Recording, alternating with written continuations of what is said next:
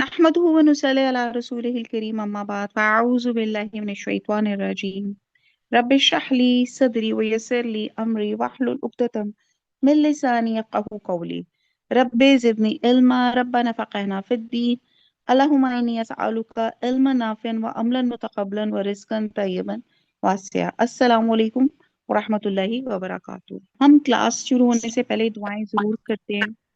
एक तो अल्लाह की मदद शामिल हो और हम सब जो है जो आयतें पढ़ें वो शरह सदर हो सके, उसके मीनिंग्स हम के ऊपर हमारे ऊपर खुल सके और ऐसे खुलें, ऐसे मायने समझ आए कि जो हमारे अमलों में जारी सारी हो जाए।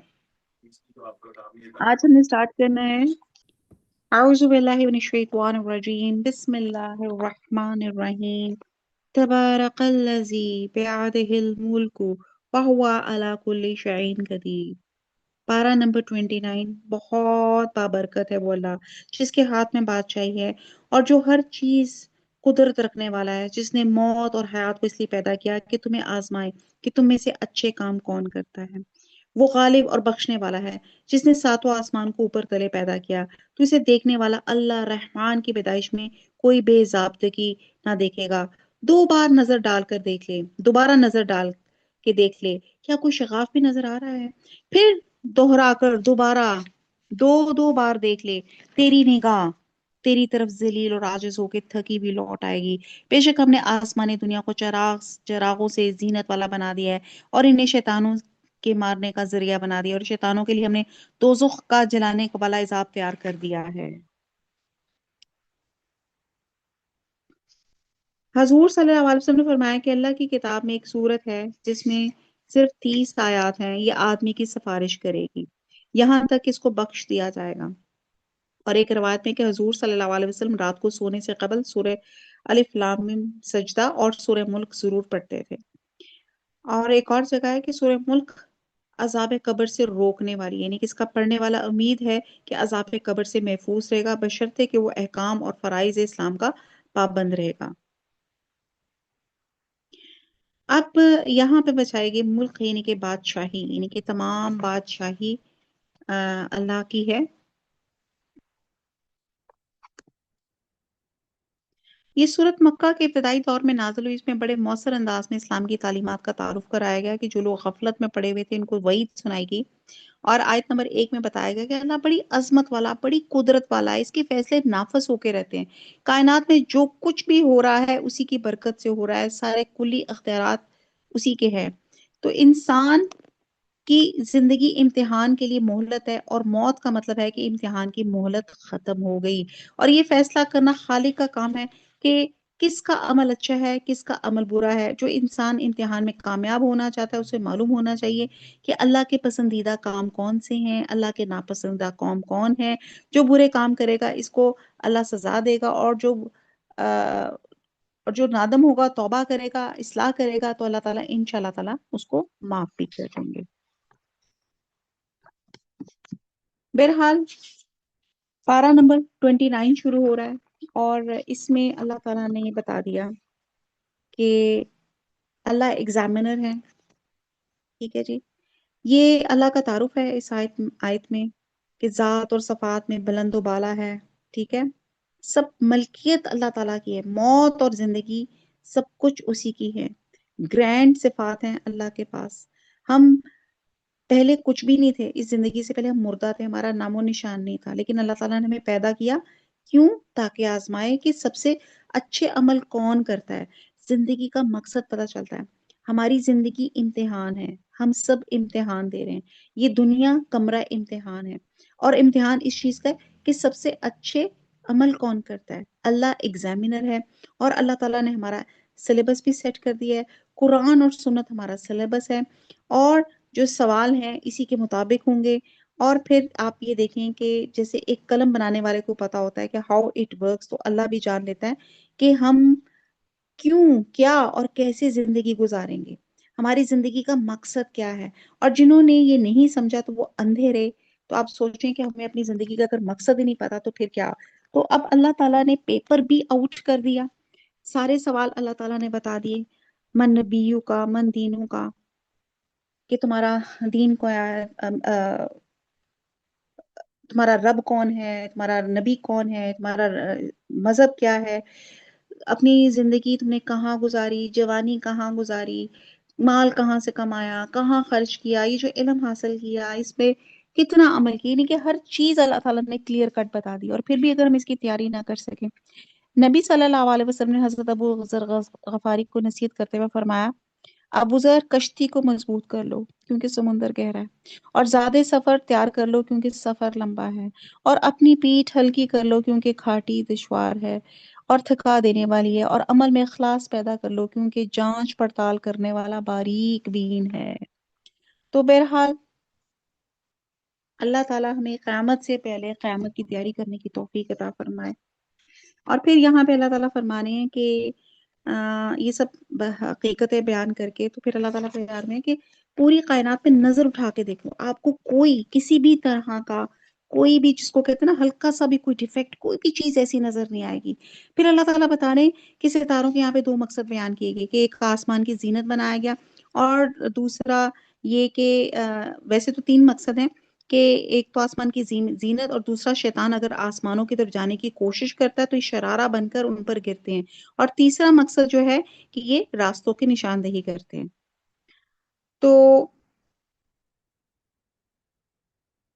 آیت نمبر 6، اور اپنے رب کے ساتھ کفر کرنے والوں کے لیے جہنم کا عذاب ہے، اور کیا ہی بری جگہ ہے، جب اس میں یہ ڈالے جائیں گے تو اس کے بڑے زور کی آواز سنیں گے، اور وہ جوش مار رہی ہوگی۔ شہیق اس آواز کو کہتے ہیں جو گدھا پہلی مرتبہ نکالتا ہے، یہ قبیح ترین آواز ہوتی ہے، تو جہنم بھی گدھے کی طرح چیخے چلائے گی۔ قریب ہے کہ ابھی غصے کے مارے پھٹ جائے، جب کبھی اس میں کوئی گروہ ڈالا جائے گا تو اس سے جہنم کے دروغہ پوچھیں گے، کیا تمہارے پاس ڈرانے والا کوئی نہیں آیا تھا، یعنی کہ جس کی وجہ سے تمہیں جہنم کا مزہ چکھنا پڑ رہا ہے۔ یعنی کہ اللہ تعالیٰ جہنم کے اندر یہ شعور پیدا کریں گے، اور اللہ کے لیے کوئی مشکل نہیں ہے۔ اور وہ جواب دیں گے، بے شک آیا تھا لیکن ہم نے اسے جھٹلایا، ہم نے کہا کہ اللہ تعالیٰ نے کچھ بھی نازل نہیں فرمایا، تم بہت بڑی گمراہی میں ہی ہو۔ وہ کہیں گے اگر ہم سنتے ہوتے یا عقل رکھتے ہوتے تو دوزخیوں میں شریک نہ ہوتے، بس انہوں نے اپنے جرم کا اقبال کر لیا، اب یہ دوزخی دفع ہوں، دور ہوں۔ بے شک جو لوگ اپنے پروردگار سے غائبانہ طور پہ ڈرتے رہتے ہیں ان کے لیے بخشش اور بڑا ثواب ہے۔ تم اپنی باتوں کو چھپاؤ یا ظاہر کرو، وہ تو سینوں کی پوشیدگی کو بھی بخوبی جانتا ہے، کیا وہی نہ جانے جس نے پیدا کیا، پھر وہ باریک بین اور باخبر بھی ہو۔ وہ ذات جس نے تمہارے لیے زمین کو پست اور متی کر دیا تاکہ تم اس کی راہوں پہ چلتے پھرتے رہو، اللہ کی روزیاں کھاؤ پیو، اور اسی کی طرف تمہیں جی کر اٹھ کھڑا کرنا یعنی کہ اللہ تعالیٰ نے زمین، یہ تمام چیزیں انسانوں کے لیے مسخر کر دی، انسانوں کے لیے پیدا کی۔ کیا تم اس بات سے بے خوف ہو گئے ہو کہ آسمان والا تمہیں زمین میں دھنسا دے اور اچانک زمین لرزنے لگے؟ کیا تم اس بات سے نڈر ہو گئے ہو کہ آسمان والا تم پہ پتھر برسا دے؟ پھر تو تمہیں معلوم ہو ہی جائے گا کہ میرا ڈرانا کیسا تھا، اور ان سے پہلے لوگوں نے بھی جھٹلایا تھا، تو دیکھو ان پر میرا عذاب کیسا کچھ ہوا۔ کیا یہ اپنے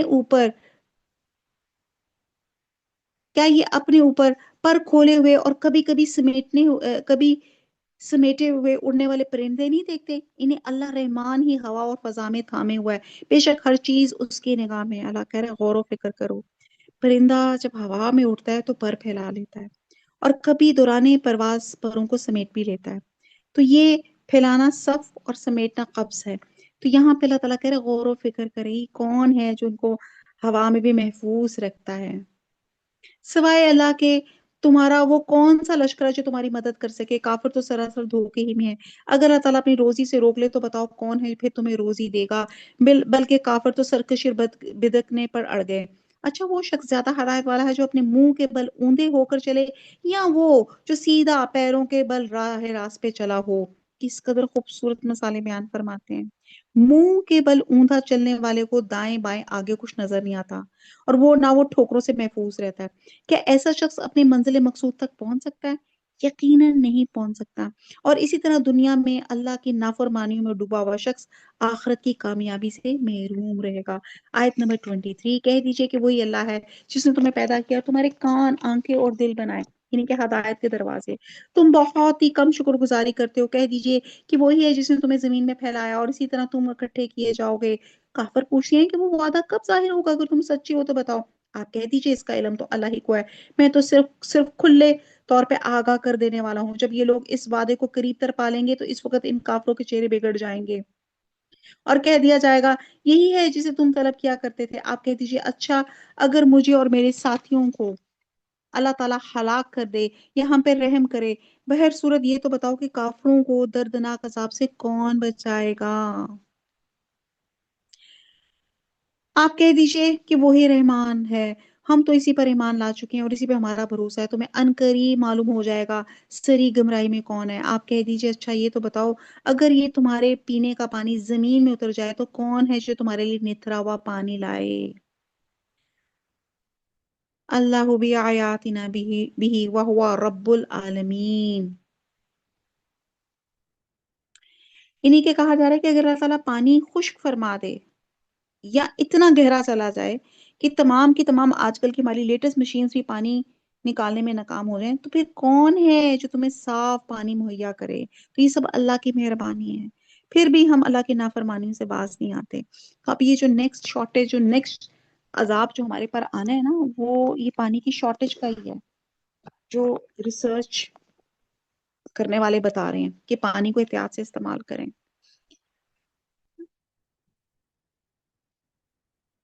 سورہ قلم، بسم اللہ الرحمن الرحیم، نون والقلم وما یسطرون، قسم ہے قلم کی اس کی جو کچھ کہ وہ فرشتے لکھتے ہیں، تو اپنے رب کے فضل سے دیوانہ نہیں ہے۔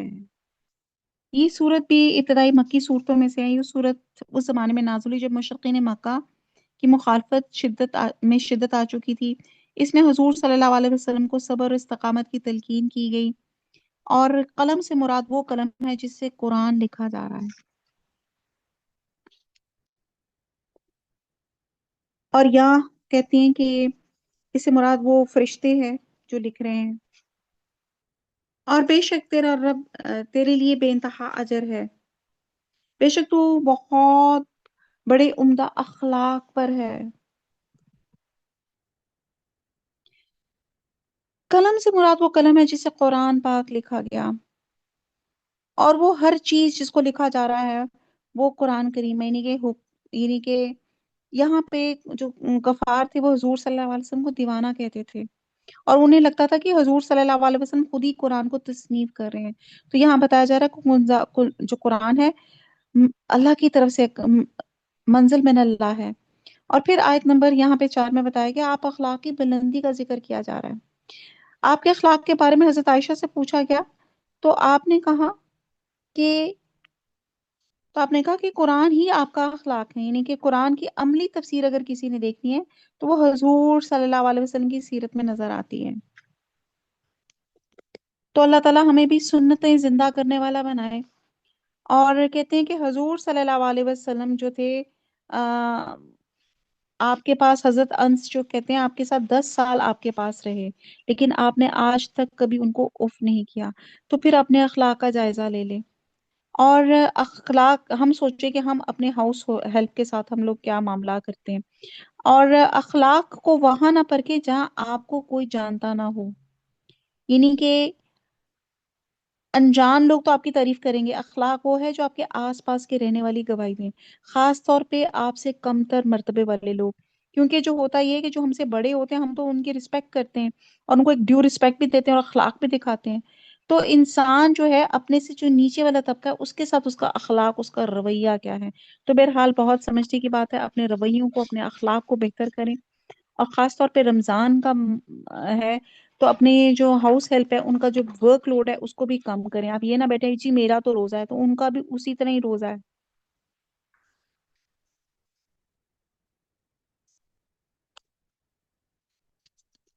اور بے شک تو بہت بڑے عمدہ اخلاق پر ہے، بس اب تو بھی دیکھ لے گا اور یہ بھی دیکھ لیں گے کہ تم میں سے کون فتنے میں پڑا ہے۔ بے شک تیرا رب اپنی راہ سے بہکنے والوں کو خوب جانتا ہے، اور وہ راہ یافتہ لوگوں کو بھی وہ خوبی جانتا ہے، بس تو جھٹلانے والوں کو نہ مان۔ وہ تو چاہتے ہیں کہ تو ذرا ڈھیلا ہو تو یہ بھی ڈھیلے پڑ جائیں، وہ تو کسی ایسے شخص کا بھی کہا نہ مانے جو زیادہ قسمیں کھانے والا، بے وقار، کمینہ، عیب گو، چغل خور، بھلائی سے روکنے والا، حد سے بڑھ جانے والا گنہگار ہے۔ اللہ نہ کرے یہ کوالٹیز، یہ ان کافروں کے اخلاق کی پستیوں کا ذکر ہے۔ اللہ کرے یہ اللہ تعالیٰ کوالٹیز کسی کے اندر نہ آئے۔ گردن کش، پھر ساتھ ہی بے نصب ہو، इसकी सरकशी सिर्फ इसलिए कि वो माल वाला और बेटों वाला है।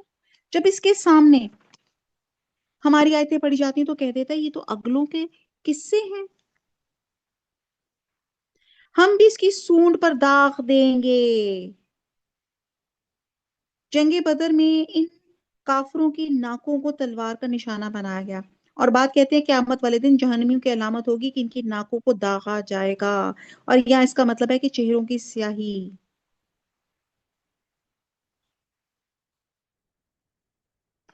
बेशक हमने इसी तरह आजमाया जिस तरह हमने बाग वालों को आजमाया था, जबकि उन्होंने कस्में खाई थी कि सुबह होते ही इस बाग के फल उतार लेंगे, और इंशाअल्लाह ना कहा। बस इस पर तेरे रब की जानब से एक बेला चारों तरफ घूम गई और ये सो ही रहे थे। बस वो बाग ऐसे हो गया जैसे कटी हुई खेती। अब सुबह होते ही उन्होंने एक दूसरे को आवाजें दी, अगर तुम्हें फल उतारने हैं तो अपनी खेती पे सवेरे ही सवेरे चल पड़ो। फिर ये सब चुपके चुपके ये बातें करते हुए चले कि आज के दिन कोई मस्कीन तुम्हारे पास ना आने पाए। अब ये बाग वालों का किस्सा अरब में बड़ा मशहूर है। इसका मालिक इसकी पैदावार में गुरबा और मसाकीन पे खर्च करता था। लेकिन इसके मरने के बाद जब इसकी औलाद इसकी वारिस बनी तो उन्होंने कहा हमारे तो अपने अखराजात बड़ी मुश्किल से पूरे होते हैं, महंगाई बड़ी हो गई है, तो हम अपनी इस आमदनी से मसाकीन और साइलिन को किस तरह दें। चुनाचे अल्लाह ताला ने इस बाग को ही तबाह कर दिया। और ये वाकया हजरत ईसा अलैहिस्सलाम के आसमान पे उठाए जाने के थोड़े अरसे बाद ही पेश हुआ था। तो बहरहाल ये देखें कि आप जब लोगों में बांटेंगे तो अल्लाह ताला आपके रिस्क में बरकत डालेंगे। अब सुबह होते ही उन्होंने एक दूसरे को आवाजें दी, अगर तुम्हें फल उतारने हैं तो अपनी खेती पे सवेरे सवेरे चल पड़ो। फिर ये सब चुपके चुपके बातें करते हुए चले कि आज के दिन कोई मस्कीन तुम्हारे पास ना आने पड़े। और लपके हुए सुबह सुबह गए और समझ रहे थे कि हम काबू पा गए। जब उन्होंने बाग देखा तो कहने लगी यकीनन हम रास्ता भूल गए।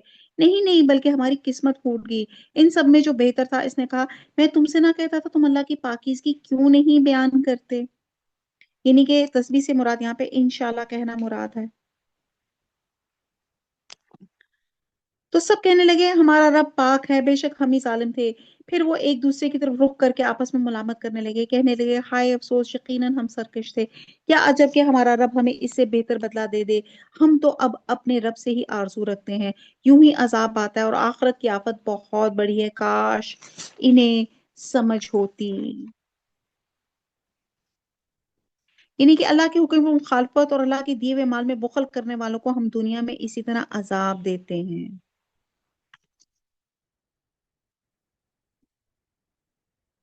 बहरहाल यहाँ ये जो मैंने अभी आयत आपके सामने पढ़ी कि आखिरत यूं ही अजाब आते हैं और आखिरत की आफत बहुत ही बड़ी है, काश इन्हें समझ होती। इसमें थोड़ा सा आमतौर पे लोगों के जहन में सवाल आता है कि आजमाइश और अजाब अजाब में फर्क कैसे करें। तो उसके लिए मैं सिर्फ छोटे से दो वाकयात आपके साथ शेयर करती हूँ। हजरत यूनुस अलैहिस्सलाम जब निकले थे तो अपनी जब कौम पे अजाब आया था तो उसको डिसहार्ट होके जब वो निकले थे अल्लाह के हुक्म के बगैर, तो वो पकड़ लिए गए थे। तो फिर जब इंसान रियलाइज करता है ना मेरी गलती है, जैसे बाग वालों ने कहा कि हमारी गलती है, तो ये पकड़ होगी, ठीक है, ये अजाब हो गया, ठीक है। और फिर हजरत अयूब अलैहिस्सलाम का आप देखें कि अल्लाह ताला ने बहुत नेमतें दी थी, लेकिन आप अल्लाह के शुक्रगुजार थे, और जब अल्लाह ताला ने सब चीजें ले ली तो भी अल्लाह ताला के शुक्रगुजार ही रहे। तो ये भी क्या था, ये भी एक आजमाइश थी। तो अब देखना ये है कि अल्लाह ताला देखना चाहता है कि मेरा बंदा किसी भी कंडीशन में, चाहे वो फेवरेबल हालात हैं या अनफेवरेबल हालात हैं, उसका रवैया क्या है, वो शुक्रगुजार है कि नहीं, वो साबिर है कि नहीं। तो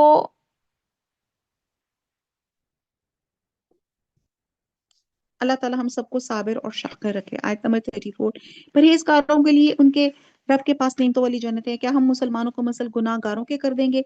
तुम्हें क्या हो गया है? कैसे फैसले कर रहे हो? क्या तुम्हारे पास कोई किताब है जिसमें तुम पढ़ते हो, इसमें तुम्हारी मनमानी बातें हों, या तुम में से हमने कुछ कस्में ली हैं जो क्यामत तक बाकी रहें, कि तुम्हारे लिए वो सब है जो तुम अपनी तरफ से मुकर्रर कर लो। इनसे पूछो कि इन में से कौन इस बात का जिम्मेदार और दावेदार है कि इनके कोई शरीक हैं तो चाहिए कि अपने अपने शरीकों को ले आए अगर ये सच्चे हैं। जिस दिन पंडली खोल दी जाएगी, सजदे के लिए बुलाए जाएंगे तो सजदा ना कर सकेंगे। कहते हैं क्यामत वाले दिन अल्लाह ताला अपनी पंडली खोल देंगे, जिस तरह किसकी शान के लायक है। تو ہر مومن مرد اور عورت اس کے سامنے سجدہ ریز ہو جائیں گے، البتہ وہ لوگ باقی رہ جائیں گے جو دکھلاوے اور شہرت کے لیے سجدے کرتے تھے۔ وہ سجدہ کرنا چاہیں گے لیکن ان کی ریڑھ کی ہڈی کے من کے تختے کی طرح ہڈی بن جائیں گے، جس سے ان کے جھکنا ناممکن ہو جائے گا۔ تو بہرحال واللہ عالم کیا عالم ہوگا، اللہ سے دعا کرتے ہیں اسی آیت کو وسیلہ بنا کے اللہ تعالیٰ ہمیں خشوع خضوع کے ساتھ اللہ تعالیٰ نماز پڑھنے کی توفیق دے، سجدوں کی لذت لینے کی توفیق عطا فرمائے، آمین ثم آمین۔ آیت نمبر 43، نگاہیں نیچے ہوں گی، ان پہ ذلت و خواری چھائی ہوگی، حالانکہ سجدے کے لیے اس وقت بھی بلائے جاتے تھے جب صحیح سالم تھے، یعنی کہ جب صحت مند تھے، اللہ کی عبادت میں ان کو کوئی چیز مانے نہیں تھی، لیکن دنیا میں اللہ کی عبادت سے دور رہتے تھے۔ آیت نمبر 44، بس مجھے اور اس کلام کو جھٹلانے والوں کو چھوڑ دے، ہم انہیں اس طرح آہستہ آہستہ کھینچیں گے کہ انہیں معلوم بھی نہ ہوگا۔ استدراج ڈھیل کا ذکر ہے، قانون مہلت، پھر جب گرفت میں اللہ تعالیٰ کرتا ہے تو پھر کوئی بچانے والا نہیں ہوتا۔ اور میں انہیں ڈھیل دوں گا، بے شک میری تدبیر بڑی مضبوط ہے۔ کیا تو ان سے کوئی اجر چاہتا ہے جس کے توان سے دبے جاتے ہیں، یا کیا ان کے پاس علم غیب ہے جسے وہ لکھتے ہیں؟ بس تو اپنے رب کے حکم کا صبر سے انتظار کر اور مچھلی والے کی طرح نہ ہو جانا، نہ ہو جب اس نے غم کی حالت میں دعا کی تھی، اگر اس کے رب کی نعمت نہ پا لیتی تو یقیناً وہ برے حالوں میں بے خبر زمین میں ڈال دیا جاتا۔ اسے اس کے رب نے پھر نوازا اور اسے نیکی کاروں میں کر دیا، اور قریب ہے کہ کافر اپنی تیز نگاہوں سے آپ کو پھسلا دے جب کبھی قرآن سنتے ہیں اور کہہ دیتے ہیں یہ تو ضرور دیوانہ ہے۔ در حقیقت یہ قرآن تو تمام جہان والوں کے لیے سراسر نصیحت ہی ہے۔ اب یہاں پہ قریب ہے کہ کافر لوگ وَأَن يَقَعَدُ الَّذِينَ كَفَرُوا لِيُزْلِقُونَكَ بِأَبْصَارِهِمْ لَمَّا سَمِعُوا الذِّكْرَ وَيَقُولُونَ إِنَّهُ لَمَجْنُونٌ۔ یہ کہتے ہیں نظر کی دعا ہے، اور کہتے ہیں کہ نظر برحق ہے، اور کہتے ہیں اگر آپ کو کوئی چیز اچھی لگے تو کہنا چاہیے ماشاء اللہ یا بارک اللہ کہنا چاہیے، تاکہ اسے نظر نہ لگے، اور اس طرح کسی کی نظر لگ جائے تو فرمائے سے غسل کروا کے اس کا پانی اس شخص پہ ڈالا جائے جس کو اس کی نظر لگی ہو۔ بہرحال اللہ تعالیٰ سب کو حاسدین کی نظر سے، بری نظر سے سب کو بچا کے رکھے۔ اعوذ باللہ من الشیطان الرجیم، بسم اللہ الرحمن الرحیم۔ سورہ حاقہ، حاقہ، الحاقۃ ملحاقہ وما ادراک ملحاقہ، ثابت ہونے والی، حاقہ حق سے ہے، ثابت ہونے والی کیا ہے، اور تجھے کیا معلوم وہ ثابت شدہ کیا ہے؟ یہ قیامت کے ناموں میں سے ایک نام ہے، حاقہ۔ یہ سورۃ مکہ کے ابتدائی دور میں نازل ہوئی، اور اس سورت میں آخرت، قرآن، من جانب اللہ اور رسالت کی برحق ہونے کا بیان ہے، اور ایک آیت نمبر 1 سے 3 میں بیان کیا گیا کہ مخاطب قیامت کو جھٹلا رہے ہیں، انہیں بتایا جا رہا ہے اس کا آنا یقینی ہے، وہ واقعہ پیش ہو کرے گا۔ آخرت کا برپا ہونا ایک ایسی حقیقت ہے کہ وہ ضرور پیش ہوگی، کا حق کے ساتھ ہے، ضرور ہوگی۔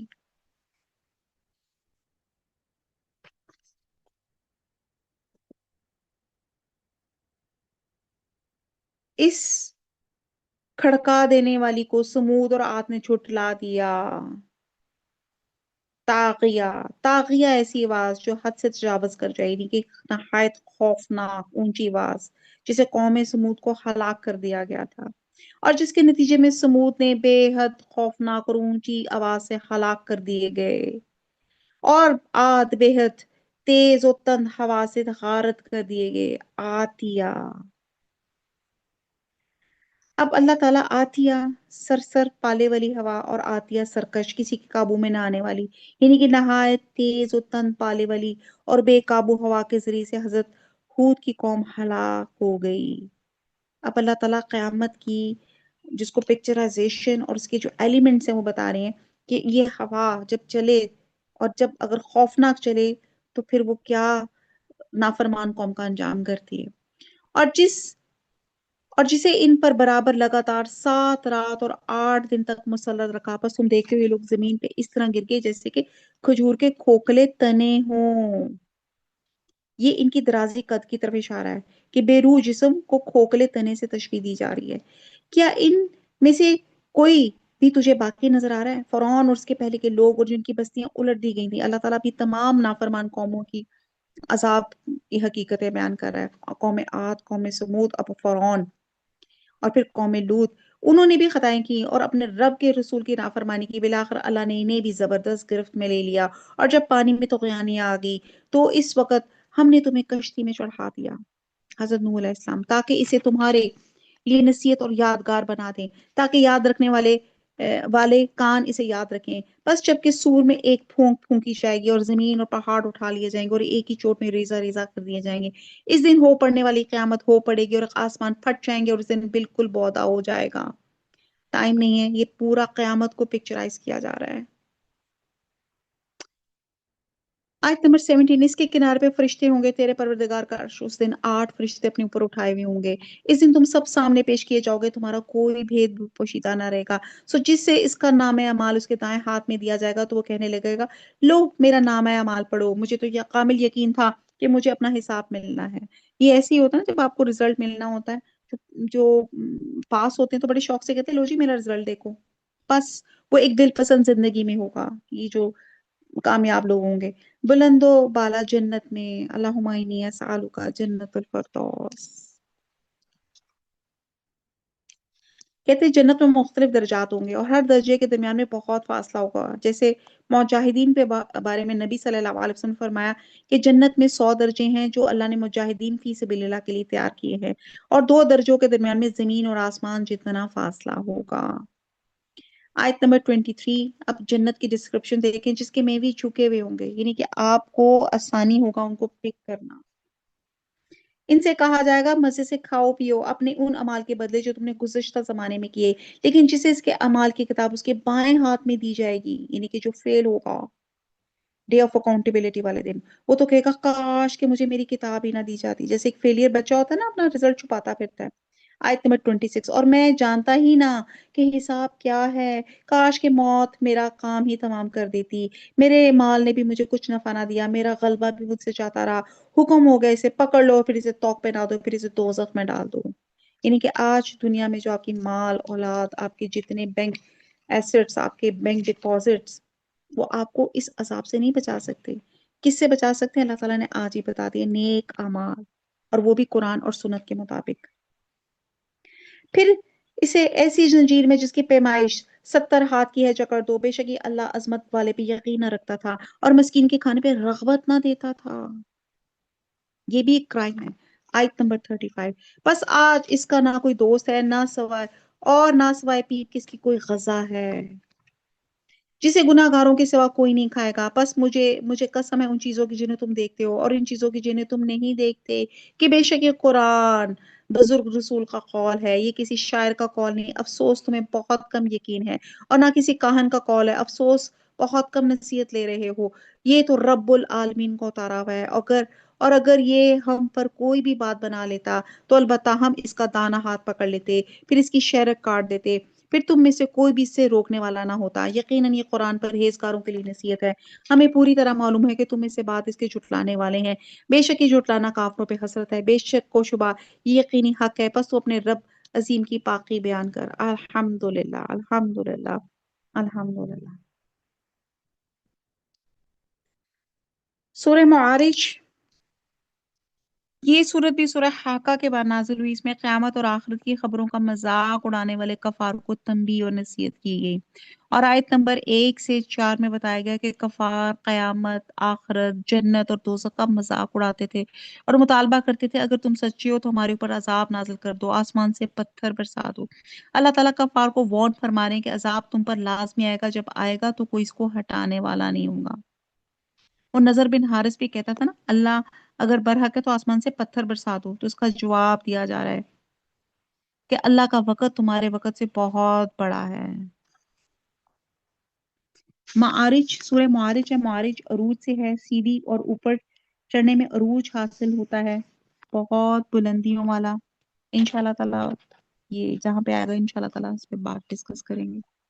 اعوذ باللہ من الشیطان الرجیم، بسم اللہ الرحمن الرحیم. سعال سائل بعذاب واقع، वाक़िअन लिलकाफ़िरीन लैसा लहू दाफ़िउन।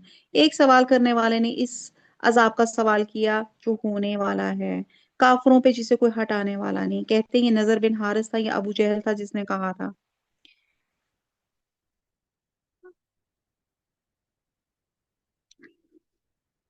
और बात कहते हैं कि इससे मुराद रसूल सल्लल्लाहु अलैहि वसल्लम है, जिन्होंने अपने कौम के लिए बददुआ की थी और इसके नतीजे में अहले मक्का पे कहत साली मुसल्लत हो गई थी।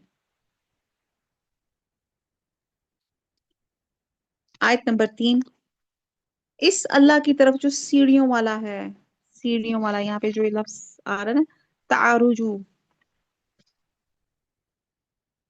यानी कि दर्जात बुलंदियों वाला है, जिसकी तरफ फरिश्ते चढ़ते हैं, जिसकी तरफ फरिश्ते और रूह चढ़ते हैं, एक दिन में जिसकी मकदार 50,000 साल की है। बस तो अच्छी तरह सबर कर, बेशक इसका ये इस अजाब को दूर समझ रहे हैं और हम इसे करीब ही देखते हैं। जिस दिन आसमान मसल तेल की तिलछट हो जाएगा, पहाड़ मसल रंगीन ऊन के हो जाएंगे और कोई दोस्त किसी दोस्त को ना पूछेगा, हालांकि एक दूसरे को दिखाई दिए जाएंगे। गुनहगार इस दिन के अजाब के बदले फिदिये में अपने बेटों को, अपनी बीवी को और अपने भाई को और अपने कुंबे को जो इसे पनाह देता था और रोए जमीन के सब लोगों को देना चाहेगा, फिर ये इसे निजात दिला दे, मगर हरगिज ये ना होगा। यकीनन वो शोला वाली आग है जो मुंह और सर की खाल खींच लाने वाली है। हर उस शख्स को पुकारेगी जो पीछे हटता और मुंह मोड़ता है और जमा करके संभाल रखता है।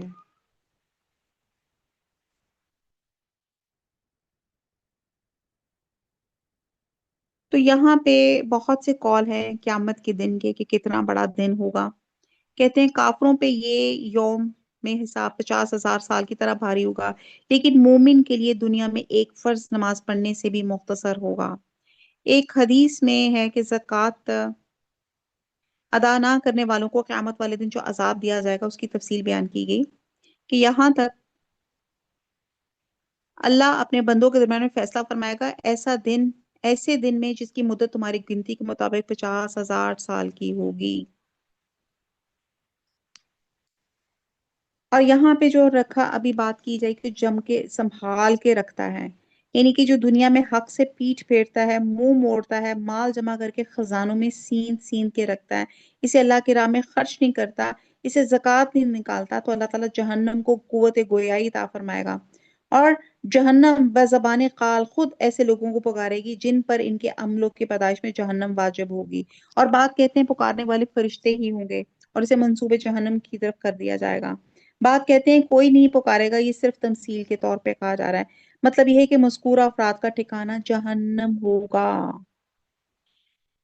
बेशक इंसान बड़े कच्चे दिल वाला बनाया गया है, कच्चे दिल वाला बनाया गया है, यानी कि सख्त हरीस है।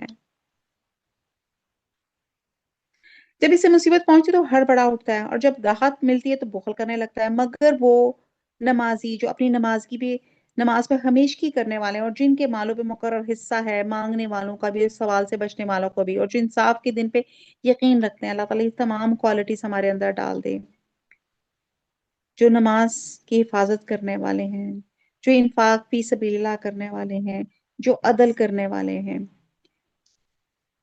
आयत नंबर 27, जो अपने रब के अजाब से डरते रहते हैं, बेशक इनके रब का अजाब बेखौफ होने की चीज नहीं। और जो लोग अपनी शर्मगाहों की हराम से हिफाजत करते हैं, हाँ इनकी बीवी और लौंडियों के बारे में जिनके वो मालिक हैं, इन्हें कोई मलामत नहीं। अब जो कि इसके अलावा राह ढूंढेगा तो ऐसे लोग हद से गुजर जाने वाले होंगे। और जो अपनी अमानतों को अपने कौल और करार का पास रखते हैं और जो अपनी गवाहियों पे सीधे और कायम रहते हैं और जो अपनी नमाजों की हिफाजत करते हैं, आप देखें घूम फिर के फिर हम नमाजों पे ही बात आ गई। यही लोग जन्नतों में इज्जत वाले होंगे। बस काफिरों को क्या हो गया, वो तेरी तरफ दौड़ते आते आते हैं दाएं और बाएं से गिरोह के गिरोह। क्या इनमें से हर एक की तवक्को ये है कि वो नेमतों वाली जन्नत में दाखिल किया जाए? ऐसा हरगिज ना होगा।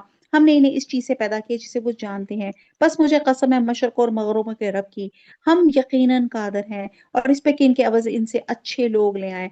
हम आजिज नहीं हैं। बस तू इन्हें झगड़ता खेलता छोड़ दे यहाँ तक कि अपने उस दिन से जा मिले जिसका इनसे वादा किया जाता है, जिस दिन ये कब्रों से दौड़े हुए निकलेंगे, गोया वो किसी जगह की तरफ तेज तेज जा रहे हैं। इनकी आंखें झुकी होंगी, इन पे जिल्लत छारी होगी। ये है वो दिन जिसका इनसे वादा किया जाता है, यानी कि कयामत का दिन। सूरह नूह शुरू होती है। सूरह नूह जो है एक्चुअली इसका मौजूद अनमान भी जो है वो नूह ही है, इसलिए इसका नाम भी सूरह नूह है। اور حضرت نوح علیہ السلام کا جو طریقہ تبلیغ تھا، سب سے پہلے کہتے تھے اتقوا اللہ، اللہ سے ڈرو، اور دوسرا کہتے تھے اطاعت کرو۔ آیت نمبر 1 سے جو 4 ہے، اس میں قوم نوح گمراہ ہو گئی تھی، اللہ تعالیٰ نے ان کو سیدھا راستہ دکھانے کے لیے حضرت نوح علیہ السلام کو بھیجا۔ حضرت نوح علیہ السلام نے ان کو خبردار کیا کہ توبہ کر لو قبل اس سے کہ تم دردناک عذاب کی لپیٹ میں آ جاؤ۔ حضرت نوح علیہ السلام نے اپنی قوم کو 3 باتوں کی دعوت دی تھی۔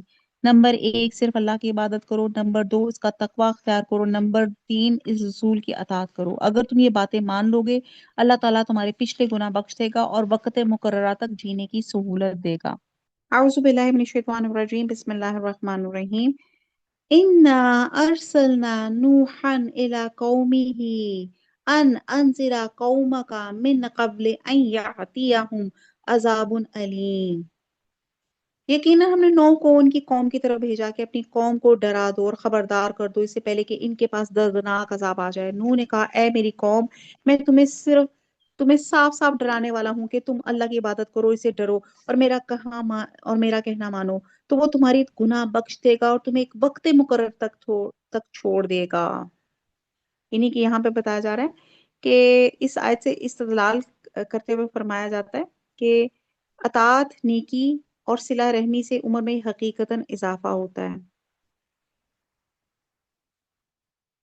یقیناً اللہ کا وعدہ جب آ جاتا ہے تو مؤخر نہیں ہوتا، کاش کہ تمہیں سمجھ ہوتی۔ نوح نے کہا ہے، میرے پروردگار، میں نے اپنی قوم کو رات دن تیری طرف بلایا، مگر میرے بلانے سے اور زیادہ بھاگنے لگے۔ میں نے جب بھی کبھی انہیں تیری بخشش کے لیے بلایا، انہوں نے اپنی انگلیاں اپنے کانوں میں ڈالی اور اپنے کپڑوں کو اوڑھ لیا اور اڑ گئے اور بڑا تکبر کیا، یعنی کہ ہر وہ کوشش کی جسے ان کی وہ بات نہ سن سکیں۔ پھر میں نے انہیں بآواز بلند بلایا، اور بے شک میں نے ان سے علانیہ بھی کہا اور چپکے چپکے بھی، یعنی کہ ہر طرح سے میں نے تبلیغ کی۔ اور میں نے کہا کہ اپنے رب سے اپنی گناہ بخشاؤ اور معافی مانگو، وہ یقیناً بڑا بخشنے والا ہے۔ اللہ تعالیٰ ہم بھی یہاں سے بخشش مانگتے ہیں، اللہ تعالیٰ ہم سب کو معاف کر دے، صغیرہ کبیرہ۔ مغفرت کا حشرہ ہے۔ استغفر اللہ رب من کل ذنب واتوب الیہ۔ اور وہ تم پر آسمان کو خوب برستا ہوا چھوڑ دے گا۔ آیت نمبر 12 جو ہے، یہ دعا نماز استسقاء میں پڑھی جاتی ہے، اور کہا جاتا ہے کہ اس سے مانگا جائے تو اللہ تعالیٰ ضرور اللہ تعالیٰ عطا فرماتے ہیں۔ اس لیے اس دعا کو ہم پڑھیں گے، اور آپ سے جس کی جو حاجت ہے وہ اپنی ساتھ ساتھ اپنی جو ہے دعا مانگتا جائے۔ آیت نمبر آپ کی ہے 12۔ وَيَمْدِدْكُمْ بِأَمْوَالٍ وَبَنِينَ وَيَجْعَلْ لَكُمْ جَنَّاتٍ وَيَجْعَلْ لَكُمْ أَنْهَارًا، اور تمہیں خوب پے در پہ مال اور اولاد میں ترقی دے گا، آمین، اور تمہیں باغات دے گا اور تمہارے لیے نہریں نکال دے گا۔ تمہیں کیا ہو گیا ہے کہ تم اللہ کی برتری کا عقیدہ نہیں رکھتے؟ حضرت عمر رضی تعالیٰ عنہ نے بھی ایک مرتبہ نماز استسقاء کے لیے منبر پہ چڑھے تو صرف آیات استغفار جن میں یہ آیت تھی پڑھ کر منبر سے اتر آئے اور فرمایا کہ بارش کے ان راستوں سے طلب کیا جو آسمان میں ہیں، جن سے بارش زمین پہ اترتی ہے۔ اور حضرت حسن بصری کے متعلق مروی ہے کہ ان سے آ کر کسی نے قحط سالی کی شکایت کی تو انہوں نے کہا استغفار کی تلقین کی۔ کسی دوسرے شخص نے فقر و فاقے کی شکایت کی تو اس پہ بھی انہوں نے یہی نسخہ بتایا۔ ایک اور شخص نے اپنے باغ کے خشک ہونے کا شکوہ کیا، اسے بھی فرمایا استغفار کر۔ ایک شخص نے کہا کہ میرے گھر اولاد نہیں ہوتی، اسے بھی کہا اپنے رب سے استغفار کر۔ کسی نے جب ان سے کہا کہ سب کو آپ نے استغفار ہی کی تلقین کیوں کی، تو آپ نے یہی آیت تلاوت کر کے فرمایا کہ میں نے اپنے پاس سے یہ بات نہیں کی، یہ وہ نسخہ ہے جو ان سب باتوں کے لیے اللہ تعالیٰ نے بتایا۔ تو اللہ تعالیٰ اسی آیت کو وسیلہ بنا کے ہم دعا مانگتے ہیں۔ اللہ تعالیٰ اس وقت ہمارے بہت بیمار ہیں، ہمارے پیرنٹس، ہمارے بزرگ، ہماری ینگ جنریشن، ہم خود بھی، اللہ تعالیٰ ہم سب کو روحانی اور جسمانی اللہ تعالیٰ شفا عطا فرما۔ استغفار استغفار استغفار۔ اللہ تعالیٰ دیس پردیس میں جو لوگ بیٹھے ہیں، فلائٹس ہماری ڈیلے ہو گئی ہیں، جن کو جو پرابلم ہے، اللہ تعالیٰ اس وقت جو جنگ کے حالات ہیں، اللہ تعالیٰ امن فرما دے۔ استغفار استغفار استغفار۔ اللہ تعالیٰ امت مسلمہ، پوری امت مسلمان خصوصاً پاکستان کو اپنے حفظ و امان میں رکھا۔ استغفار استغفار استغفار۔ خاص طور پر ہمارے بچے جو بارڈرز پہ بیٹھے ہوئے ہیں، جو اللہ تعالیٰ دیس پردیس میں بیٹھے ہوئے ہیں، اللہ تعالیٰ ان سب کو اپنا حفظ و مان میں رکھ، استغفار استغفار استغفار۔ اللہ تعالیٰ جو ہمارے بچے بچیاں جن کی ڈلیوری ہونی ہے، اللہ تعالیٰ ان میں آسانیاں کر، ان کو نیک اور صالح اولاد عطا فرما، استغفار استغفار استغفار۔ اللہ تعالیٰ جو اولاد کے لیے نیک زوج مانگتے ہیں، بیٹے یا بیٹیوں کے لیے جو نیک زوج مانگتے ہیں، اللہ تعالیٰ ان کو نیک اور صالح زوج عطا فرما، اور اس سلسلے میں نیک اور صالح اولادیں بھی عطا فرما دے۔ استغفار استغفار استغفار۔ امتحانوں کا سیزن چل رہا ہے، بڑے پیپرز آپ کے جو فائنلز بڑے بچوں کے آ رہے ہیں، اللہ تعالیٰ ہمارے بچوں کو کامیابیاں عطا فرما، دین دنیا اور آخرت میں کامیابیاں عطا فرما۔ استغفار استغفار استغفار استغفار۔ اللہ تعالیٰ ہم سب کو، اللہ تعالیٰ ہم سب سے، اللہ تعالیٰ آپ راضی ہو جائیں، اللہ ہم سے راضی ہو جائیں، اللہ ہم سے راضی ہو جائیں، اللہ ہم سے راضی ہو جائیں۔ اللہ تعالیٰ سب کو رزق واسع، رزق حلال عطا فرما، آمین۔ اللہ تعالیٰ جو پراپرٹیز کے کوئی بھی مسئلے مسائل ہیں، اللہ تعالیٰ عدل کے ساتھ، اللہ تعالیٰ بہترین طریقے سے، اللہ تعالیٰ بغیر لڑائی جھگڑے کے، اللہ تعالیٰ تمام معاملات کو اللہ تعالیٰ حل فرما دے، آمین ثم آمین۔ استغفار استغفار استغفار۔ آیت نمبر 14۔ حالانکہ اس نے تمہیں طرح طرح سے پیدا کیا، کیا تم نے نہیں دیکھتے اللہ تعالیٰ نے اوپر تلے کس طرح 7 آسمان پیدا کر دیے، اور ان میں چاند کو خوب جگمگاتا بنایا، اور سورج کو روشن چراغ بنایا، اور تم کو زمین سے ایک خاص اہتمام سے اگایا ہے اور پیدا کیا ہے، پھر تمہیں اسی میں لوٹایا جائے گا اور ایک خاص طریقے سے پھر نکالے گا۔ اللہ تعالیٰ نے ہماری ساری سٹیجز بتا دی کہ زمین مٹی سے بنے تھے، مٹی سے پیدا ہوئے، مٹی میں ہی دوبارہ جاؤ گے، پھر مٹی ہی سے دوبارہ نکالے جاؤ گے۔ آیت نمبر 19۔ تمہارے لیے زمین کو اللہ تعالیٰ نے فرش بنا دیا تاکہ تم اس کی کشادہ راہوں میں چلو پھرو۔ انہوں نے کہا اے میرے پروردگار، ان لوگوں نے تو میری نافرمانی کی ہے اور ایسوں کی فرما برداری کی جن کی مال اور اولاد نے ان کو یقیناً نقصان میں بڑھا دیا۔ یہ قوم نوح علیہ السلام کے وہ بت تھے، یہ آگے ہم پڑھیں گے آیت نمبر 22-23 میں۔ یہ قوم نوح علیہ السلام کے وہ بت تھے جن کی وہ عبادت کرتے تھے، اور ان کی اتنی شہرت اور عرب میں ان کی اتنی پوجا پاٹ کی جاتی تھی، اور کہتے ہیں کہ یہ کوئی 5 بت تھے، یہ 5 نیک آدمی تھے۔ جب یہ مر گئے تو شیطان نے، جیسے میں نے پہلے بھی بتاتی ہوں کہ حضرت آدم علیہ السلام کے بعد جو شرک کا آغاز ہوا تھا حضرت نوح علیہ السلام کے زمانے میں ہوا تھا، جس میں یہ کچھ 5 نیک آدمی تھے۔ جب یہ فوت ہو گئے تو شیطان نے ان کے عقیدت مندوں کو کہا کہ ان کی تصویریں بنا لو، اپنے گھروں میں رکھ لو تاکہ ان کی یاد تازہ رہے، اور ان کی تصور سے تم اسی طرح نیکیاں بھی کرتے رہو۔ اور جب یہ تصویریں بنا کے رکھنے والے فوت ہو گئے تو شیطان نے ان کی نسلوں کو یہ کہہ کے شرک میں ملوث کرا دیا، تمہارے آبا تو ان کی عبادت کرتے تھے جن کی تصویریں تمہارے گھروں میں لٹک رہی ہیں، چنانچہ انہوں نے ان کی پوجا کرنا شروع کر دی۔ تو اس طرح یہ جو تھی شرک کا جو تھا نا، جو تھا، پھر انہوں نے انہیں کو سکلپٹ کرنا بھی شروع کر دیا، بت بنانا شروع کر دیا، اور ان لوگوں نے بڑا سخت فریب کیا اور کہا انہوں نے کہ ہرگز اپنے معبودوں کو نہ چھوڑنا، اور نہ ود اور سوا اور یغوس اور یعوق اور نصر کو چھوڑنا، یہ بتوں کے نام تھے، اور انہوں نے بہت سے لوگوں کو گمراہ کیا۔ الہی تو ان ظالموں کی گمراہی اور بڑھا، یہ لوگ بس اب اپنے گناہوں کے ڈبو دیے گئے اور جہنم میں پہنچا دیے گئے، اللہ کے سوا اپنا کوئی مددگار انہیں نہ پایا۔ اور حضرت نوح علیہ السلام نے کہا اے میرے پالنے والے، تو روئے زمین پہ کسی کافر کو رہنے سہنے والا نہ چھوڑ۔ رب اغفر لی ولوالدی ولمن دخل بیتی مؤمنا وللمؤمنین وللمؤمنات ولا تزد ولا تزد الظالمین الا تبارا۔ اللہ اس وقت جو خاص طور پہ حکومت پاکستان، دنیا میں امت مسلمان ایک دوسرے کے آگے، مسلمان ایک مسلمان کے آگے کھڑا ہے، اللہ رحم فرما دے۔ اے میرے پالنے والے، حضرت نوح علیہ السلام نے کہا اے میرے پالنے والے، تو روئے زمین پہ کسی کافر کو رہنے سہنے والا نہ چھوڑ، آمین۔ اگر تو انہیں چھوڑ دے گا تو یقیناً یہ تیرے اور بندوں کو بھی گمراہ کر دیں گے، اور یہ فاجروں اور ڈھیٹ کافروں ہی کو جہنم دیں گے۔ اے میرے پروردگار، تو مجھے اور میرے ماں باپ اور جو بھی ایماندار ہو کے میرے گھر میں آئے اور تمام مومن مردوں کو اور کل ایماندار عورتوں کو بخش دے، اور کافروں کو سوائے بربادی کے اور کسی بات میں نہ بڑھا، آمین ثم آمین۔ سورہ جن شروع ہوتی ہے۔ اے محمد صلی اللہ علیہ وسلم، آپ کہہ دیں کہ مجھے وحی کی گئی کہ جنوں کی ایک جماعت نے قرآن سنا اور کہا کہ ہم نے عجیب قرآن سنا جو راہ راست کی طرف رہنمائی کرتا ہے، ہم اس پر ایمان لا چکے، اب ہم ہرگز کسی کو بھی اپنے رب کا شریک نہ بنائیں گے۔ اب یہ سورہ جن کا تھوڑا سا انٹروڈکشن میں پہلے بھی آپ کے ساتھ ہم ڈسکس کر چکے ہیں۔ اس سورت کا نام جن ہے کیونکہ اس میں جنوں کا قصہ بیان کیا گیا ہے، اور بخاری اور مسلم میں بروایت عبداللہ بن عباس اس کی شان نزول کے حوالے میں بیان کیا جاتا ہے کہ حضور صلی اللہ علیہ وسلم اپنے چند اصحاب کے ساتھ بازار عکاظ تشریف لے جا رہے تھے۔ راستے میں نخلا کے مقام پہ آپ نے صبح کی نماز پڑھائی۔ اس وقت جنوں کا ایک گروہ ادھر سے گزر رہا تھا۔ تلاوت کی آواز سن کے وہ ٹھہر گئے، غور سے قرآن سنا اور اس واقعے کا ذکر اس صورت میں کیا گیا۔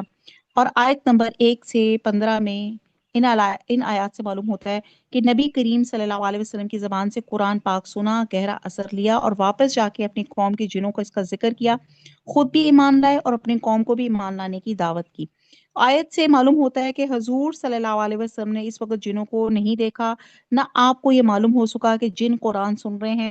بعد میں اللہ سبحانہ تعالیٰ نے وحی کے ذریعے اس کی خبر دی اور جنہوں نے اپنی قوم سے کہا ہم نے ایک بہت عمدہ قرآن سنا ہے، ہم تو اپنے رب کے ساتھ کسی کو شریک نہیں ٹھہرائیں گے۔ اسے معلوم ہوا کہ جن مشرک بھی تھے، قرآن سن کے متاثر ہوئے اور شرک سے توبہ کی۔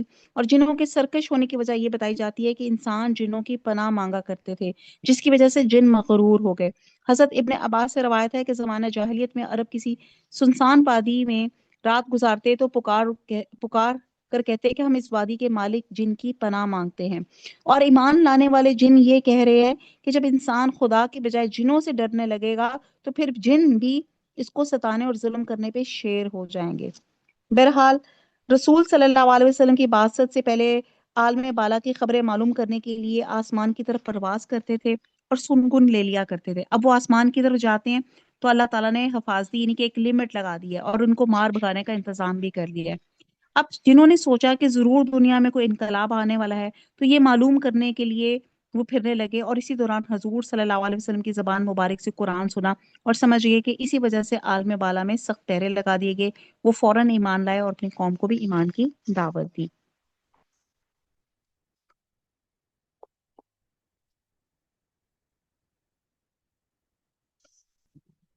اب آپ دیکھیں جنہوں نے ایک دفعہ قرآن سنا اور ایمان لے آئے، تھوڑی سی آیات نے ان کی کایا پلٹ دی اور وہ سمجھ گئی کہ کسی انسان کا بنا بنایا کلام نہیں، لیکن انسانوں انہوں نے کہا قرآن عجبا، اور ہم 29 پارے پہ پہنچ گئے ہیں۔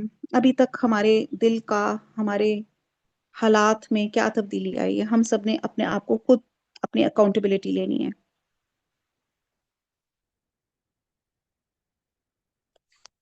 آیت نمبر 3، بے شک ہمارے رب کی بڑی شان بلند ہے، نہ اس نے کسی کو اپنی بیوی بنایا ہے نہ بیٹا، اور یہ کہ ہمارے بیوقوف سردار اللہ کے بارے میں خلاف حق باتیں کہا کرتا تھا۔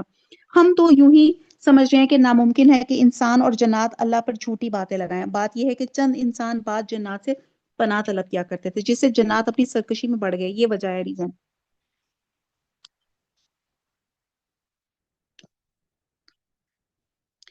اور انسانوں نے بھی تم جنوں کی طرح گمان کر لیا تھا کہ اللہ کسی کو نہ بھیجے گا یا کسی کو دوبارہ زندہ نہ کرے گا۔ ہم نے آسمان کو ٹٹول کر دیکھا تو اسے سخت چوکے داروں اور سخت شولوں سے پر پایا۔ اس سے پہلے ہم باتیں سننے کے لیے آسمان پہ جگہ جگہ بیٹھ جایا کرتے تھے۔ یہ جن کہہ رہے اب جو بھی کان لگاتا ہے وہ ایک شولے کو اپنی طاق میں پاتا ہے۔ ہم نہیں جانتے کہ زمین والوں کے ساتھ کسی برائی کا ارادہ کیا گیا یا ان کا رب کا ارادہ ان کے ساتھ بھلائی کا ہے، اور یہ کہ بے شک بات تو ہم میں نیکوکار ہیں اور بات اس کے برعکس بھی ہیں۔ ہم مختلف طریقوں سے بٹے ہوئے ہیں۔ ہم نے سمجھ لیا کہ ہم اللہ تعالیٰ کو زمین میں ہرگز عاجز نہیں کر سکتے، نہ ہم بھاگ کر اسے ہرا سکتے ہیں۔ ہم تو ہدایت کی بات سنتے ہی اس پر ایمان لا چکے، اور جو بھی اپنے رب پر ایمان لائے گا اسے نہ کسی نقصان کا اندیشہ ہے نہ ظلم و ستم کا۔ ہاں، ہم میں بات تو مسلمان ہیں اور بات بے انصاف ہیں، پس جو فرما بردار ہو گئے انہوں نے راہ راست کا قصد کیا، اور جو ظالم ہیں وہ جہنم کا ایندھن بن گئے۔ اسے معلوم ہوتا ہے انسانوں کی طرح جنات بھی دوزخ اور جنت میں جانے والے ہوں گے۔ ان میں جو کافر ہوں گے وہ جہنم میں، اور مسلمان جو ہیں وہ جنت میں جائیں گے۔ اب یہاں پہ جنات کی گفتگو ختم ہوئی، اب آگے اللہ کا کلام ہے۔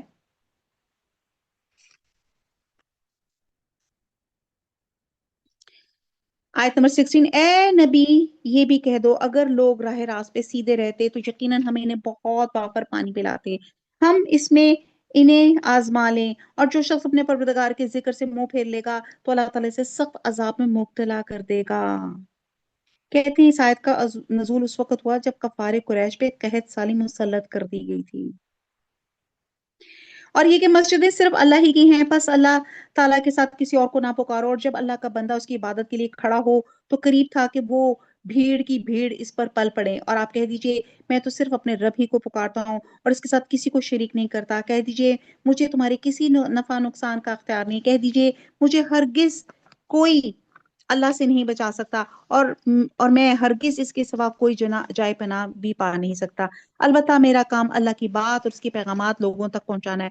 اب جو بھی اللہ اور اس کے رسول کی نہ مانے گا، اس کے لیے جہنم کی آگ ہے جس میں ایسے لوگ ہمیشہ رہیں گے، ان کی آنکھ نہ کھلے گی یہاں تک اسے دیکھ لیں گے جس کا ان کا وعدہ دیا جاتا ہے، پس ان قریب جان لیں گے کس کا مددگار کمزور اور کس کی جماعت کم ہے، کہہ دیجئے مجھے معلوم نہیں کہ جس کا وعدہ تم سے کیا جاتا ہے وہ قریب ہے یا میرا رب اس کے لیے دور کی مدت مقرر کرے گا، وہ غیب کا جاننے والا ہے اور اپنے غیب پر کسی کو مطلع نہیں کرتا سوائے اس پیغمبر کے جسے وہ پسند کر لے، لیکن اس کے بھی آگے پیچھے پہرے دار مقرر کر دیتا ہے تاکہ ان کے اپنے رب کے پیغام پہنچا دینے کا علم ہو جائے۔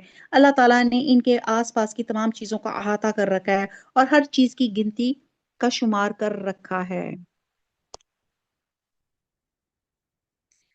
انہی کے بتایا جا رہا ہے کہ نزول وحی کے وقت پیغمبر کے آگے پیچھے فرشتے ہوتے ہیں جو شیاطین اور جنات کو وحی کی باتیں سننے نہیں دیتے۔ اللہ تعالیٰ اپنے پیغمبروں کی فرشتوں کے ذریعے سے حفاظت فرماتا ہے تاکہ وہ فریضہ رسالت کی ادائیگی صحیح طریقے سے کرے، اور نیز وہ اپنی وحی کی بھی حفاظت فرماتا ہے۔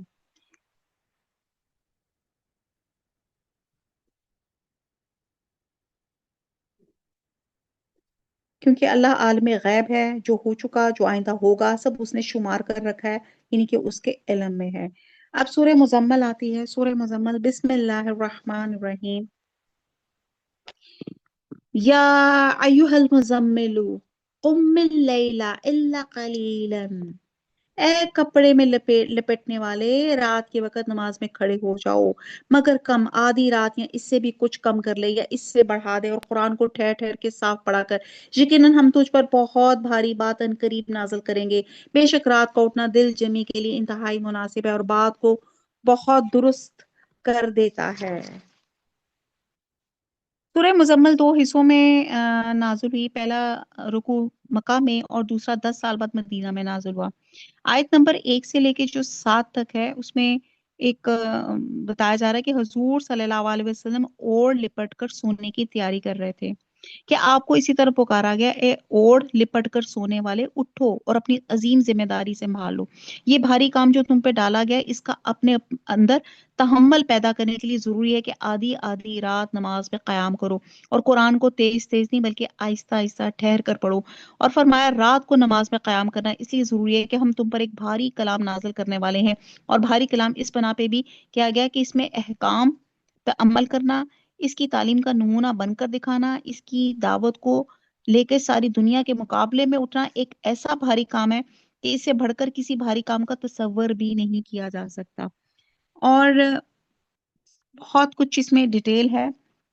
اور آپ کو پتا ہے کہ رات کو اٹھنا یعنی کہ ایک بہت آپ کی نفس کی ٹریننگ ہو جاتی ہے، آپ اپنی خواہشات پہ اپنے نفس پہ قابو پا سکتے ہیں، اور نیند کو قربان کرنا طبیعت کے خلاف ہوتا ہے، تو اگر جو بندہ نیند کو قربان کر لے اللہ کے رات کے لیے اٹھ جائے تو پھر وہ اللہ تعالیٰ کے لیے خالص بندہ ایسے ہو جاتا ہے۔ تو یہاں پہ رات کا قیام چونکہ نفس انسانی کے لیے بہت بالعموم گراں ہوتا ہے، تو یہاں پہ یہی بات ان کو بتائی جا رہی ہے کہ جس وقت ان آیات کا نزول ہوا تو نبی صلی اللہ علیہ وسلم چادر اوڑھ کر لیٹے ہوئے تھے، اللہ نے آپ کی اس کیفیت کو بیان کرتے ہوئے فرمایا کہ اب آپ چادر چھوڑ دیں، رات کو تھوڑا قیام کریں یعنی کہ نماز تہجد پڑھیں، اور کہا جاتا ہے کہ اس حکم کی بنا پہ نماز تہجد آپ کے لیے واجب تھی اور ہم باقی امتیوں کے لیے آپشنل ہے، اور بہرحال اس کی بہت فضیلت ہے اور بہت اس کی جس کو کہتے ہیں نا یہ ایمرجنسی نمبر ہے، اللہ تعالیٰ سے آپ نے کوئی چیز منوانی ہو تو تہجد کے وقت نماز پڑھیں، انشاءاللہ تعالیٰ اللہ تعالیٰ آپ کی ضرور سنیں گے۔ آیت نمبر 6، بے شک رات کا اٹھنا دل جمی کے لیے انتہائی مناسب ہے، بات کو بہت درست کر دیتا ہے، یقیناً تجھے دن میں بہت شغل رہتا ہے، تو اپنے رب کے نام کا ذکر کیا کر اور تمام خلائق سے کٹ کر اس کی طرف متوجہ ہو جا، مشرق و مغرب کا پروردگار جس کے سوا کوئی معبود نہیں، تو اس کا اپنا کارساز بنا لے، اور جو کچھ وہ کہیں تو سہتا رہے اور وفاداری کے ساتھ ان سے الگ الگ بنے، اور مجھے ان کے جھٹلانے والے آسودہ حال لوگوں کو چھوڑ دے اور انہیں ذرا سی مہلت دے دے۔ ذرا سی مہلت دے، یقیناً ہمارے ہاں سخت بیڑیاں ہیں، سلگتی ہوئی جہنم ہے، اور حلق میں اٹکنے والا کھانا ہے، اور درد دینے والا عذاب ہے، جس دن زمین اور پہاڑ تھر تھر آ جائیں گے، اور پہاڑ مسل بھربری ریت کے ٹیلوں کے ہو جائیں گے۔ بے شک ہم نے تمہاری طرف بھی تم پر گواہی دینے والا رسول بھیجا ہے۔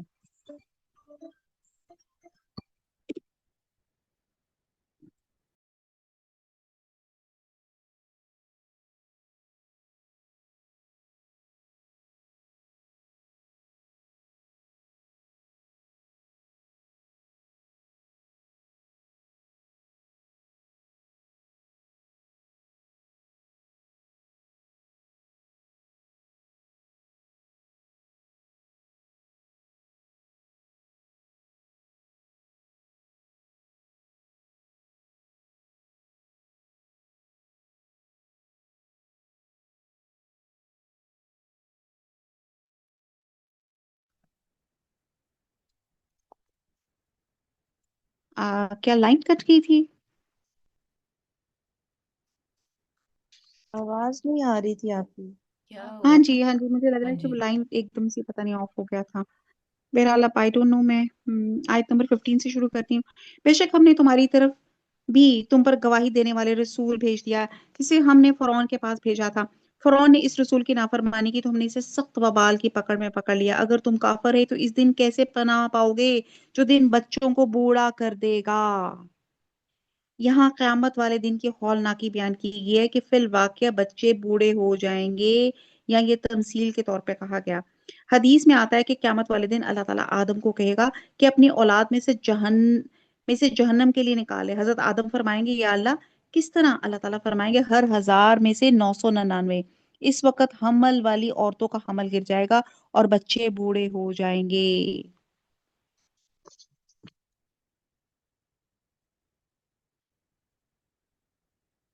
تم اگر کافر ہے تو اس دن کیسے پناہ پاؤ گے جو دن بچوں کو بوڑھا کر دے گا، جس دن آسمان پھٹ جائے گا۔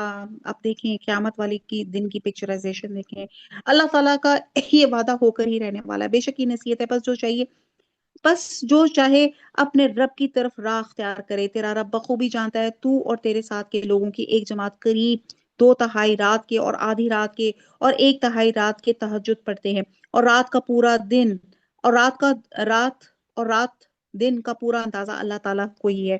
وہ خوب جانتا ہے کہ تم اوقات کا ٹھیک شمار نہیں کر سکو گے، بس اس نے تم پہ مہربانی کی، لہٰذا پڑھو قرآن میں سے جو آسان ہو۔ وہ جانتا ہے تم میں سے بعض بیمار بھی ہوں گے، بعض دوسرے زمین پہ چل پھر کر اللہ تعالیٰ کا فضل یعنی کہ روزی بھی تلاش کریں گے، اور کچھ لوگ اللہ تعالیٰ کی راہ میں جہاد بھی کریں گے۔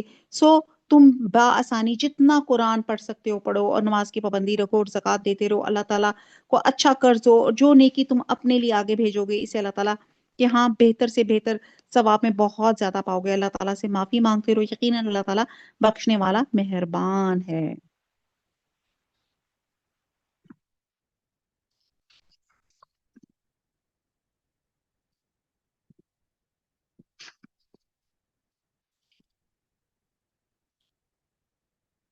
آپ صلی اللہ علیہ وسلم کو نا ٹائم دیکھنے کی سہولت نہیں تھی، اس لیے وہ اندازے سے اٹھ کر نماز پڑھتے تھے۔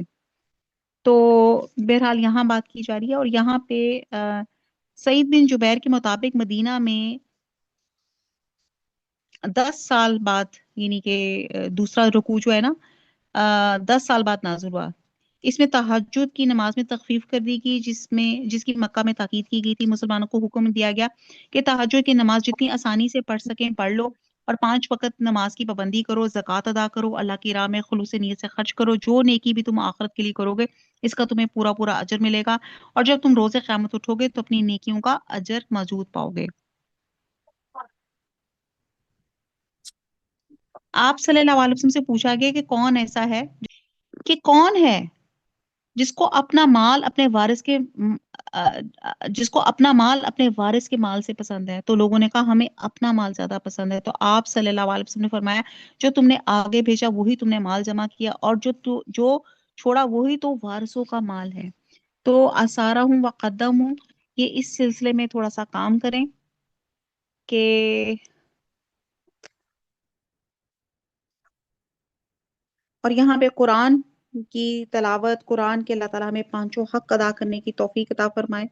قرآن ایک زندہ کتاب ہے، اور اس کے ساتھ جڑیں، اس کو سمجھنے کی کوشش کریں، ہم اس پہ ایمان لاتے ہیں، نمبر ایک۔ دوسرا، ہم اس کو تجوید اور ترتیل سے پڑھنے کی کوشش کرتے ہیں، نمبر تین، اس کو ہم اس کے معنوں پہ غور و فکر کرتے ہیں، نمبر چار، اس کو اپنے عملوں میں جاری ساری کرتے ہیں، اور نمبر پانچ، اس کو آگے پھیلاتے ہیں۔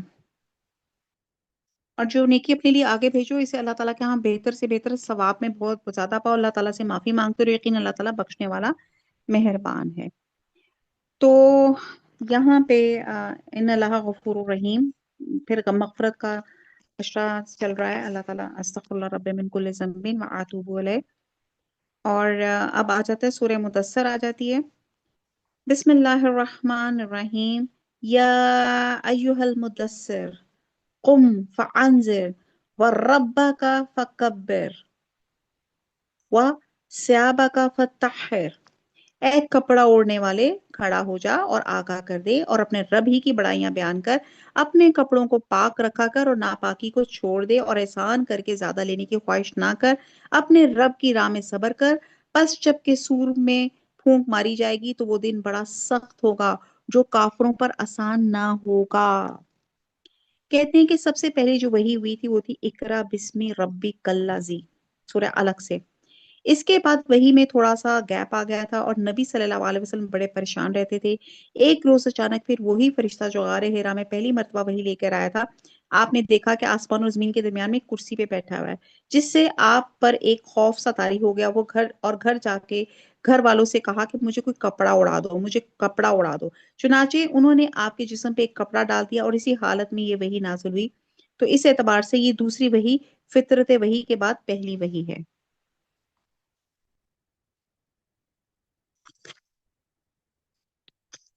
اب آگے اللہ تعالیٰ فرما رہے ہیں مزید، آیت نمبر 11، مجھے اور اسے چھوڑ دے جسے جسے میں نے اکیلا پیدا کیا، اور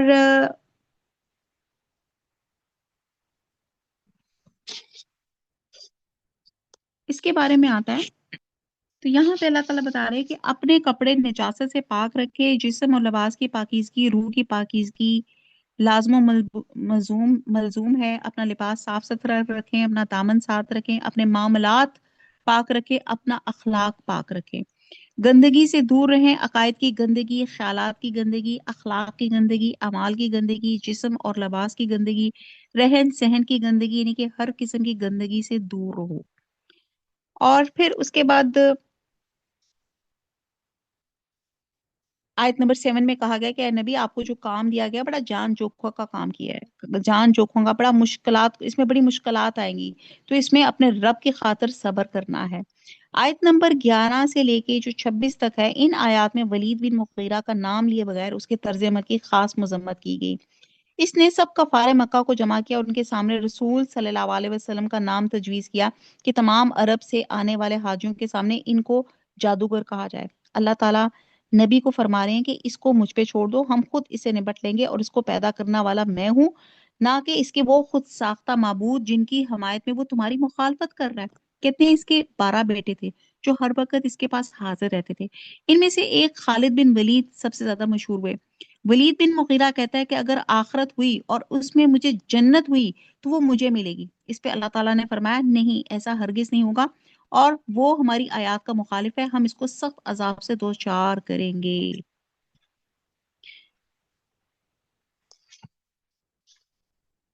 کیونکہ ولید بن مغیرہ کہتا تھا، لوگوں کو کہتا تھا رسول کی بات نہ سنو۔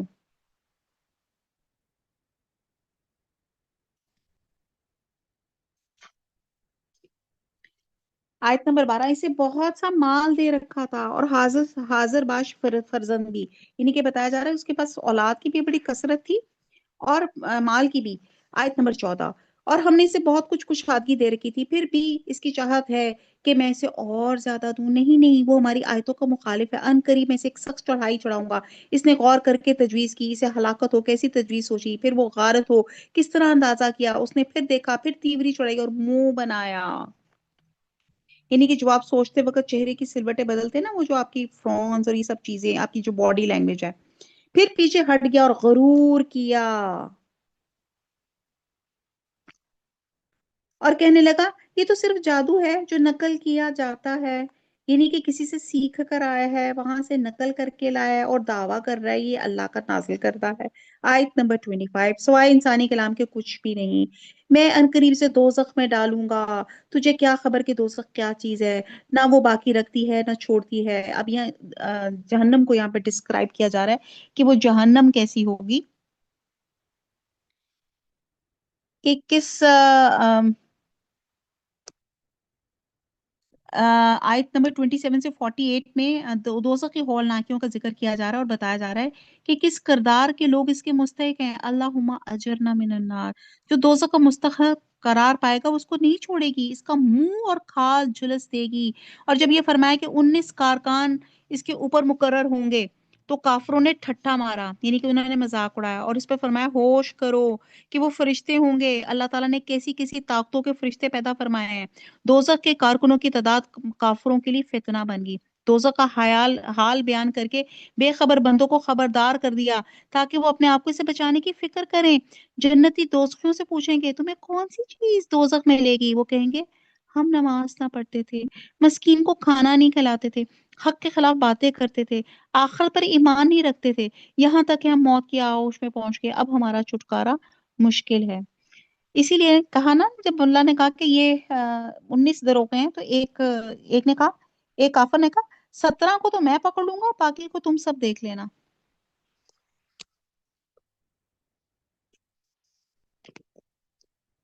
आयत नंबर 30, इसमें 19 फरिश्ते हैं, मुकर्रर हैं। हमने दोजख के दरोगे सिर्फ फरिश्ते रखे हैं, हमने इनकी तादाद सिर्फ काफरों की आजमाइश के लिए मुकर्रर की है, ताकि अहले किताब यकीन कर लें और ईमानदार ईमान में बढ़ जाएं। अहले किताब और मुसलमान शक ना करें, जिनके दिलों में बीमारी है वो और काफिर कहेंगे इस बयान से अल्लाह ताला से क्या मुराद है। इस तरह अल्लाह ताला जिसे चाहता है गुमराह करता है, जिसे चाहता है हदायत देता है। तेरे रब के लश्करों को इसके सिवा कोई नहीं जानता। ये तो कल बनी आदम के लिए सरासर पंदो नसीहत है। यानी कि जब अल्लाह ताला ने कहा ना कि 19 इसके दरोगा हैं, तो कहते हैं एक कलदू नामी शख्स था जिसे अपनी ताकत पे बड़ा घमंड था। उसने कहा तुम सब सिर्फ 2 फरिश्ते संभाल लेना, 17 फरिश्तों के लिए तो मैं अकेला ही काफी हूंगा। और कहते इसने एक दफा हजूर सल्लल्लाहु अलैहि वसल्लम को कुश्ती का चैलेंज दिया था। हर मर्तबा शिकस्त खाई मगर ईमान नहीं लाया।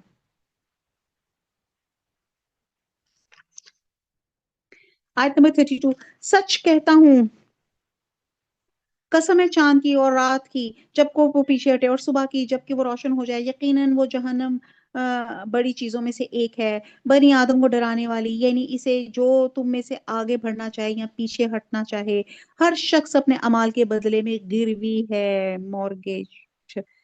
ये जो रहन गिरवी को कहते हैं, यानी कि हर शख्स अपने अमल का गिरवी है। वो अमल इसे अजाब से छुड़ा ले अगर नेक होगा, या इसे हलाक कर दे।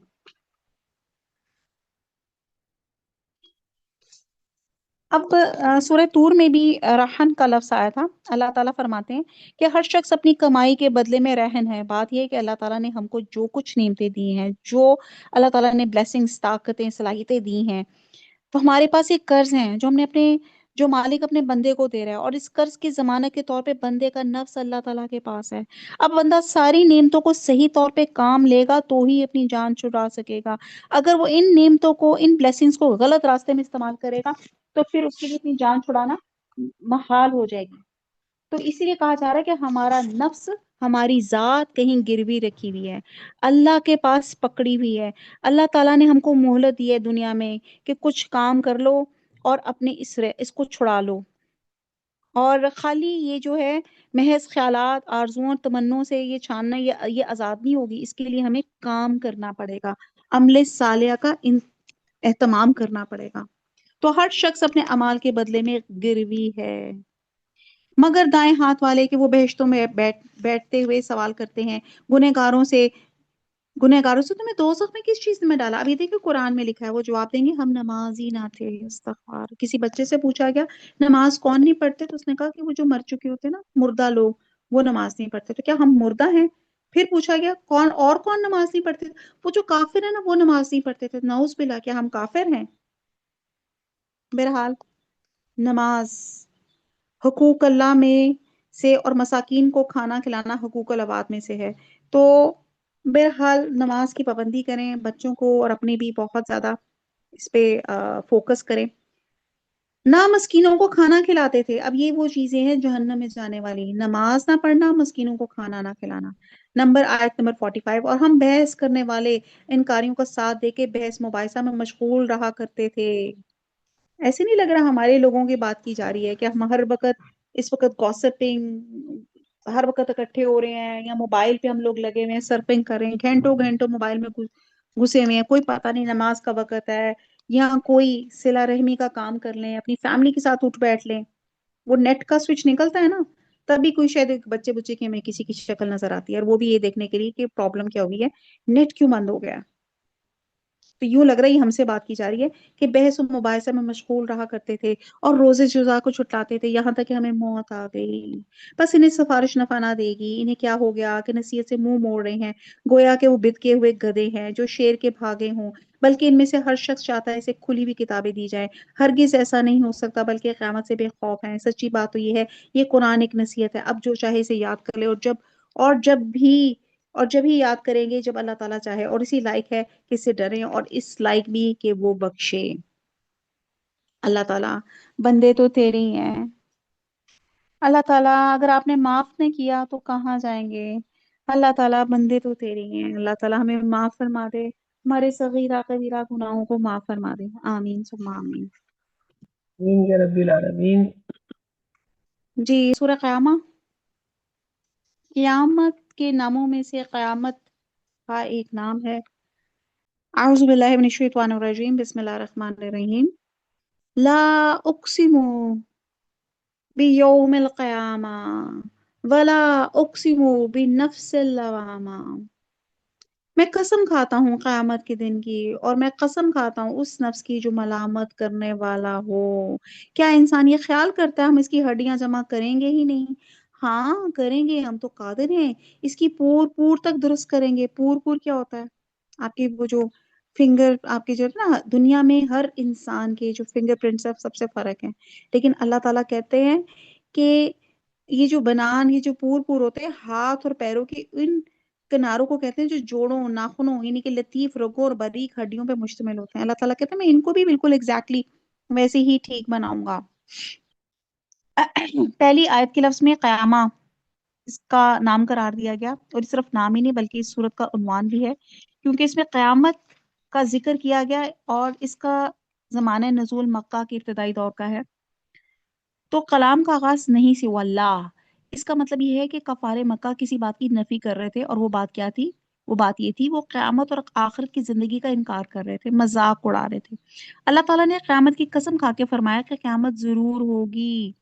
آیت نمبر 2 میں قرآن میں نفس انسانی کی 3 قسموں کا ذکر کیا جا رہا ہے. ایک ہے نفس امارہ جو برائی پہ اکساتا ہے، ایک نفس لوامہ جو برے کام یا بری نیت پہ ملامت کرتا ہے، اس کو ضمیر بھی کہتے ہیں، اور نمبر 3 جو نیکی کرنے اور سیدھے راستے پہ چلنے میں خوشی محسوس کرتا ہے، یعنی کہ نفس مطمئنہ. اللہ سے دعا کرتے ہیں اللہ تعالیٰ ہم سب کو نفس مطمئنہ عطا فرمائے. تو یہاں نفس لوامہ کی قسم کھانے کا مطلب یہ ہے کہ انسان کا یہ نفس جو اچھے اور برے میں فرق کرتا ہے اور برائی پہ ملامت کرتا ہے، اور اس بات کا تقاضا کرتا ہے کہ نیکی کا بھلا بدلہ اور برائی کا برا، لہٰذا یہ خود گواہی دیتا ہے کہ انسان کو اپنے اچھے یا برے اعمال کا بدلہ ملنا چاہیے. اس کے لیے یہ ناگزیر ہے کہ اس زندگی کے بعد ایک اور زندگی ہو جہاں اس کے اعمال کا پورا پورا بدلہ دیا جائے، اور یہی فلسفی ہے آخرت کی. تو آیت نمبر 3 یا 4 میں منکرین کہتے تھے ہزاروں سالوں سے انسان مرے پڑے ہیں، ان کی ہڈیاں ریزہ ریزہ ہو گئی، مٹی ہو گئی، وہ دوبارہ کیسے زندہ ہو سکتے ہیں؟ اس پہ فرمایا گیا کہ بڑی بڑی ہڈیاں جمع کرنا تو کیا، ہم تو تمہاری انگلیوں کے پوروں تک کو بھی ویسے کے ویسے بنا دیں گے. آیت نمبر 5. بلکہ انسان تو چاہتا ہے آگے آگے نافرمانیاں کرتا جائے، پوچھتا ہے کہ قیامت کا دن کب آئے گا، بس جس وقت کی نگاہ پتھر آ جائے گی اور چاند بے نور ہو جائے اور سورج اور چاند جمع کر دیے جائیں. اس دن انسان کہے گا آج بھاگنے کی جگہ کہاں ہے؟ نہیں نہیں، کوئی پناہ گاہ نہیں، آج تو تیرے پروردگار کی طرف سے قرارگار ہے. آج انسان کو اس کے آگے بھیجے ہوئے اور پیچھے چھوڑے ہوئے سے آگاہ کیا جائے گا. ہم نے سورہ یاسین میں بھی پڑھا تھا نا، آگے بھیجے ہوئے اور جو پیچھے چھوڑے، جو آپ کے فٹ پرنٹس، جو دنیا میں آپ کام کرتے ہیں ہر چیز ریکارڈڈ ہے، اور جو آپ کے مرنے کے بعد جو آپ آثار چھوڑ جاتے ہیں، صدقہ جاریہ کے کام، کوئی علم چھوڑ کے، نیک اولاد، وہ سب वो सब वहां पे कैलकुलेट होगा। अल्लाह की स्टैटिस्टिक्स में एक एक चीज जो है वो काउंट की जाएगी। बल्कि इंसान अपने ऊपर आप दलील है, अगरचे कितने ही बहाने तराश कर ले। ए नबी, आप कुरान को जल्दी याद करने के लिए अपनी जबान हरकत ना दें। एक्चुअली हजरत जिब्राइल अलैहिस्सलाम जब वही लेकर आते थे तो नबी सल्लल्लाहु अलैहि वसल्लम इनके साथ उजलत से पढ़ते जाते थे कि कहीं कोई लफ्ज भूल ना जाए। अल्लाह ने आपको फरिश्ते के साथ इस तरह पढ़ने से मना फरमाया, यानी कि आपके सीने में इसका जमा करना, आपकी जबान पे इसकी किरत को जारी करना हमारी जिम्मेदारी है, ताकि इसका कोई हिस्सा आपकी याददाश्त से ना निकले और आपकी ज़हन से महव ना हो। तो ये अल्लाह ने जिम्मेदारी ली। इसका जमा करना और आपकी जबान से पढ़ना हमारे जिम्मे है। हम जब इसे पढ़ लें तो आप इसके पढ़ने की पैरवी करें, फिर इसका वाज़ह करना हमारा जिम्मे है। नहीं नहीं, तुम जल्द मिलने वाली दुनिया की मोहब्बत रखते हो और आखिरत को छोड़ बैठे हो, यानी कि क्यामत की तकसीब कर रहे हो। इस रोज बहुत से चेहरे तरोताजा बारौनक होंगे, अपने रब की तरफ देखते होंगे, और कितने चेहरे इस दिन बद रौनक और उदास होंगे, समझते होंगे कि इनके साथ कमर तोड़ देने वाला मामला किया जाएगा। नहीं नहीं, जब रूह असली तक पहुंचेगी और कहा जाएगा कोई झाड़ फूंक करने वाला है, और जाना उसने कि ये वक्त जुदाई है, और पंडली से पंडली लिपट जाएगी, आज तेरे परवरदिगार की तरफ चलना है। इसने ना तो तस्दीक की, ना नमाज अदा की, बल्कि झुटलाया और रूह गर्दानी की। फिर अपने घर वालों के पास इतराता हुआ गया, अफसोस है तुझ पे, हसरत है तुझ पर, वाय है और खराबी है तेरे लिए। क्या इंसान ये समझता है कि इसे बेकार छोड़ दिया जाएगा? क्या वो एक गाढ़े पानी का कतरा ना था जो टपकाया गया, फिर वो लहू का लौथड़ा हो गया, फिर अल्लाह ने इसे पैदा किया और दुरुस्त बना दिया, फिर इससे जोड़े यानी नरो मादा बनाए। क्या अल्लाह ताला इस अमर पे कादर नहीं कि मुर्दे को जिंदा कर दे? कितनी क्लियर अल्लाह ताला ने इंसान की पैदाइश बताई है। अल्लाह ताला हर चीज पे कादर है। सूरह दहर आती है।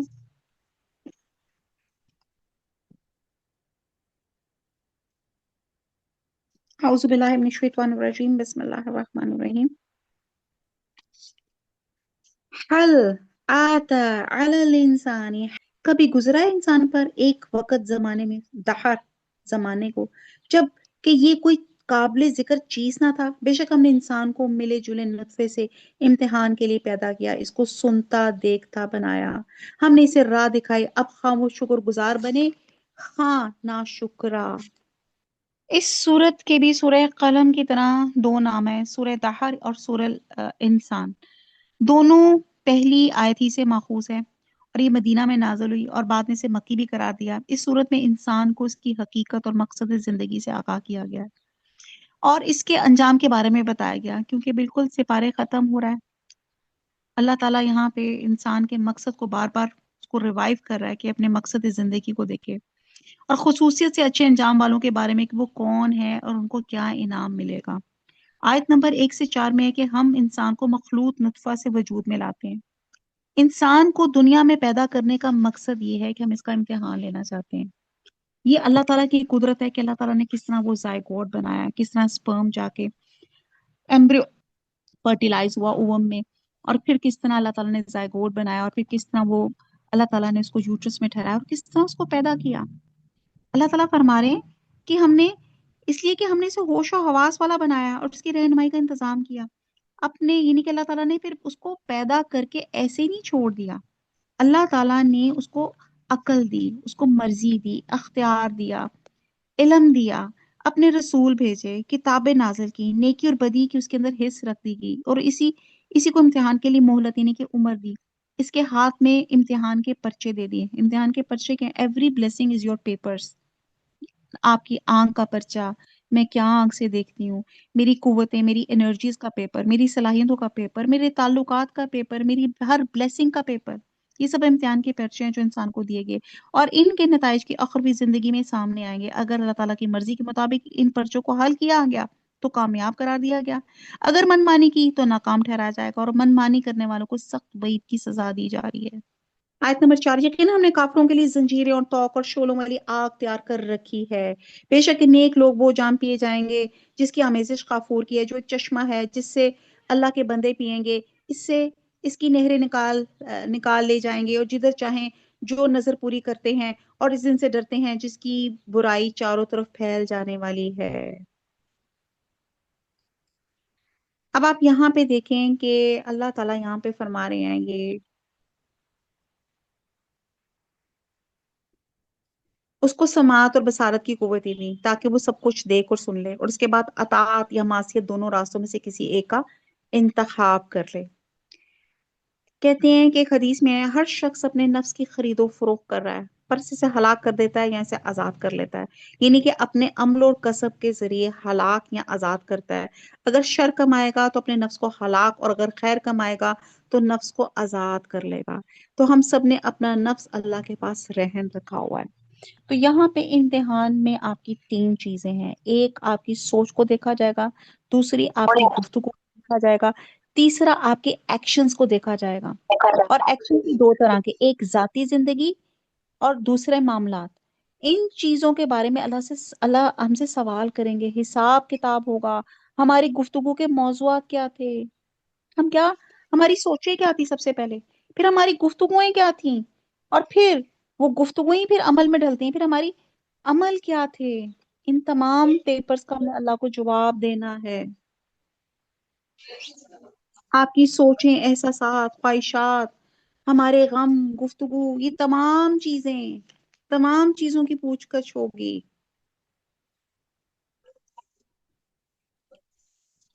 सिर्फ एक अल्लाह की इबादत अतात करते हैं, नजर भी मानते हैं, तो सिर्फ अल्लाह के लिए फिर इसे पूरा करते हैं। इससे मालूम होता है कि नजर का पूरा करना भी जरूरी है। हदीस में है कि जिस शख्स ने नजर मानी वो अल्लाह की अतात करेगा तो उसकी अतात करे, जिसने मासियत इलाही की नजर मानी तो वो अल्लाह की नाफरमानी ना करे, यानी कि इसे पूरा ना करे। तो यहाँ पे नजर का भी बात चला जाती है। फिर उसके बाद है कि आयत नंबर 8, और अल्लाह ताला की मोहब्बत में खाना खिलाते हैं मस्कीन, यतीम और कैदियों को। हम तो तुम्हें सिर्फ अल्लाह ताला की रजामंदी के लिए खिलाते हैं, ना तो तुमसे बदला चाहते हैं ना शुक्रगुजारी। अपनी नीयतें चेक करो कि अगर हम कुछ भी खिला रहे हैं तो हमारी नीयत क्या है, लोगों की वाहवाही लेनी है या लोगों की भलाई। और अल्लाह, देखिए कोई देखे ना देखे, अल्लाह ताला तो एक्नॉलेज करता है जब आप कोई छोटा नेकी का काम करते हैं। अमलों का दारोमदार नियतों पे है। बेशक हम अपने परवरदिगार से उस दिन का खौफ करते हैं जो अदासी और सख्ती वाला होगा। बस इन्हें अल्लाह ताला ने इस दिन की बुराई से बचा लिया है, इन्हें ताजगी और खुशी पहुंचाई, उन्हें इनके सब्र के बदले जन्नत और रेशमी लिबास अता फरमाए। ये वहां तख्तों पे तकिए लगाए हुए बैठे होंगे, ना वहां आफताब की गर्मी देखेंगे ना जाड़े की सख्ती। आपसे पूछे ना जी मेरा फेवरेट मौसम क्या है, तो हम यही कहेंगे यार कुछ ऐसा हो कि ना गर्मी हो ना बहुत ज्यादा ठंड हो, और रिक्लाइनर्स लगे हों, यानी कि बेहतरीन, जिसको कहते हैं कंफर्टेबल बेड, वो हो।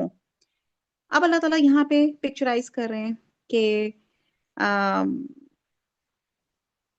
कैसे होंगी जन्नत। इन जन्नतों के साए इन पर झुके हुए होंगे, और इनके मेवे और गुच्छे नीचे लटकाए हुए होंगे, यानी कि इतने झुके होंगे कि बैठे बैठे लेटे लेटे आप उनको तोड़ लेंगे। और इन पर चांदी के बर्तनों और निजामों का दौर कराया जाएगा जो शीशे के होंगे, यानी कि बेहतरीन कटलरी होगी। शीशे भी चांदी के, जिनको साकी ने अंदर से नाप रखा होगा, यानी कि इनमें शराब ऐसे अंदाज से डाली हुई होगी जिससे वो सैराब भी हो जाएंगे और तशनगी महसूस ना करेंगे। और इन्हें वहां वो जाम पिलाए जाएंगे जिनकी आमेजिश जंजबील की होगी। जंजबील सूंठ यानी कि खुश्क अदरक को कहते हैं, ये गर्म होती है और इसकी आमेजिश से एक खुशगवार तलखी पैदा होती है। और जन्नत में कहते हैं कि अरबों की मरगूब चीज है। अगर आप में से, हम में से किसी को अक्सर इत्तेफाक होता है ना हज और उम्रे का, तो अक्सर वो बांट रहे होते हैं ये जंजबील, ये अदरक का कहवा। तो जन्नत में एक वो शराब होगी जो ठंडी होगी जिसमें काफूर की अमेजिश होगी जिसे पीछे बयान किया गया, और दूसरी शराब गर्म जिसमें जंजबील की मिलावट होगी। अल्लाह ताला ख्याल रखेंगे किसको कोल्ड पसंद है और किसको हॉट पसंद है। आयत नंबर 18, जन्नत की एक नहर है जिसका नाम सलसबील है, यानी कि इस शराब संजबील की भी नहर होगी, सलसबील कहा जाता है। और इनके इर्द गिर्द घूमते फिरते होंगे वो कमसन बच्चे जो हमेशा रहने वाले हैं। जब तू इन्हें देखेगा तो समझे कि वो बिखरे हुए सच्चे मोती हैं, यानी कि खूबसूरती में, और मसरूफ खिदमत होंगे। तो वहां जहां कहीं भी नजर डालेगा सरासर नेमत और अजीम शान सल्तनत ही देखेगा। इनके जिस्मों पे सबज बारीक और मोटे रेशमी कपड़े होंगे और इन्हें चांदी के कंगन का जेवर पहनाया जाएगा। इन्हें इनका रब पाक साफ शराब पिलाएगा। सुभान अल्लाह। کیا مہمانی ہوگی. آیت نمبر 22 کہا جائے گا یہ ہے تمہارے اعمال کا بدلہ، تمہاری کوشش کی قدر کی گئی. کوشش کریں تو ہی قدر ہوگی. آیت نمبر 23 بے شک ہم نے تجھ پر بتدریج قرآن نازل کیا ہے. اللہ کے لیے بڑا آسان تھا، ایک دم قرآن ڈال دیتا، لیکن اللہ تعالیٰ نے 23 سال میں آہستہ آہستہ کر کے ڈالا تاکہ ہر عمل، ہر آیت کو ہم اچھی طرح اپنے عملوں میں ڈال سکیں، ابزارب کر سکیں اپنے دلوں میں. آیت نمبر 24 پس تو اپنے رب کے حکم پر قائم رہے اور ان میں سے کسی گنہگار یا ناشکرہ کا کہا نہ مان. بات کہتے ہیں اس سے مراد ولید بن مغیرہ ہے، جس نے نبی صلی اللہ علیہ وسلم سے کہا تھا کہ اس کام سے باز آ جا، ہم تجھے تیرے کہنے کے مطابق دولت مہیا کریں گے. عرب کی جس عورت سے تو شادی کرنا چاہتا ہے ہم تجھے شادی کروا دیں گے.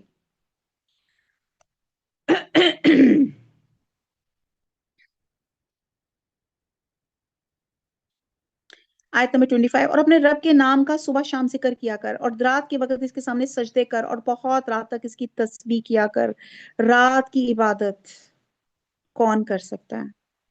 جس کو دنیا کی فکر، دنیا کی رنگ رلیوں میں، یعنی کہ دنیا کے شغل میلوں میں جو جاگتا رہتا ہے تو وہ رات کی عبادت کیسے کر سکتا ہے؟ آپ سوچیں. اور رات کی عبادت ایسی ہے جو اللہ تعالیٰ بڑی پسندیدہ ہے، جس کو میں اکثر کہتی ہوں ایمرجنسی نمبر. اللہ تعالیٰ اس رات عبادت کر کے آپ اللہ کو منا سکتے ہیں اپنی باتوں سے، اپنی پریشانیوں سے. اللہ تعالیٰ پوچھتا ہے، اللہ تعالیٰ آسمان دنیا پہ اترتے ہیں رات کے وقت، تہجد کے وقت، کون ہے بندہ جو مجھ سے مغفرت مانگے میں اس کو مغفرت عطا کروں. تو اس وقت ہم سب گہری نیند سو رہے ہوتے ہیں. بے شک یہ لوگ جلدی ملنے والی دنیا کو چاہتے ہیں، اپنے پیچھے ایک بڑی بھاری دن کو چھوڑ دیتے ہیں، یعنی کہ قیامت کو. ہم نے انہیں پیدا کیا، ہم نے ان کے بندھن مضبوط کیے، اور ہم جب چاہیں ان کے عوض ان جیسے اوروں کو بدل لائے، یعنی کہ ان کو ہلاک کر کے کوئی اور قوم پیدا کر دیں. سے مطلب قیامت کے دن دوبارہ پیدائش ہے. یقیناً یہ تو ایک نصیحت ہے، بس جو چاہے اپنے رب کی راہ لے لے، اور تم نہ چاہو گے مگر یہ کہ اللہ تعالیٰ ہی چاہے. بے شک اللہ تعالیٰ علم والا باحکمت ہے، اور جسے چاہے اپنی رحمت میں داخل کر لے. ظالموں کے لیے اس نے دردناک عذاب تیار کر رکھا ہے. سورہ مرسلات آتی. بسم اللہ الرحمن الرحیم. والمرسلات غرفا فالآصفات عصفا دل خوشکن چلنے والی ہواؤں کی قسم، پھر زور سے جھونکا دینے والیوں کی قسم، پھر ابر کو ابھار کے پراگندہ کرنے والیوں کی قسم، پھر حق کو باطل کو جدا جدا کرنے والی کر دینے والے اور وہی لانے والے فرشتوں کی قسم، اور جو الزام اتارے یا آگاہ کر دینے کے لیے ہوتی ہے. اب یہ یہاں پہ جو عرفن ہے پہ در پہ، یعنی کہ یہاں مرسلات سے مراد فرشتے یا انبیاء مراد لیے گئے ہیں، اور جو عرفن سے معنی وحی الہی احکام شریعت ہے. تو یا فرشتے مراد ہیں، یا بعض دفعہ ہواؤں کے عذاب کے ساتھ بھیجے جاتے ہیں، یا ان فرشتوں کی قسم ہے جو بادلوں کو منتشر کرتے ہیں، جو فضائے آسمانی میں اپنے پر پھیلا دیتے ہیں. بہرحال یہ ہر طرح کی یہاں پہ اس کا ذکر کیا جا رہا ہے کہ ہواؤں کی قسم. اور اتنی تاکید کیوں کی جا رہی ہے؟ کہ جس چیز کا تم سے وعدہ کیا جاتا ہے وہ یقیناً ہونے والی ہے. یعنی کہ تاکید کر کے قیامت کا جو وعدہ ہے وہ ہونے والا ہے، اس میں کوئی شک نہیں ہے، اس کی تیاری کرنے کی ضرورت ہے. یہ قیامت کب واقع ہوگی؟ It is blink of your eye, اتنی قریب ہے. ہم نے کیا تیاری کی ہے؟ آیت نمبر 8 بس جب ستارے بے نور کر دیے جائیں گے اور جب آسمان توڑ پھوڑ دیا جائے گا، جب پہاڑ ٹکڑے ٹکڑے کر کے اڑا دیے جائیں گے، جب رسولوں کو وقت مقرر پہ لایا جائے گا، کس دن کے لیے سب کس دن کے لیے ان سب کو مؤخر کیا گیا ہے؟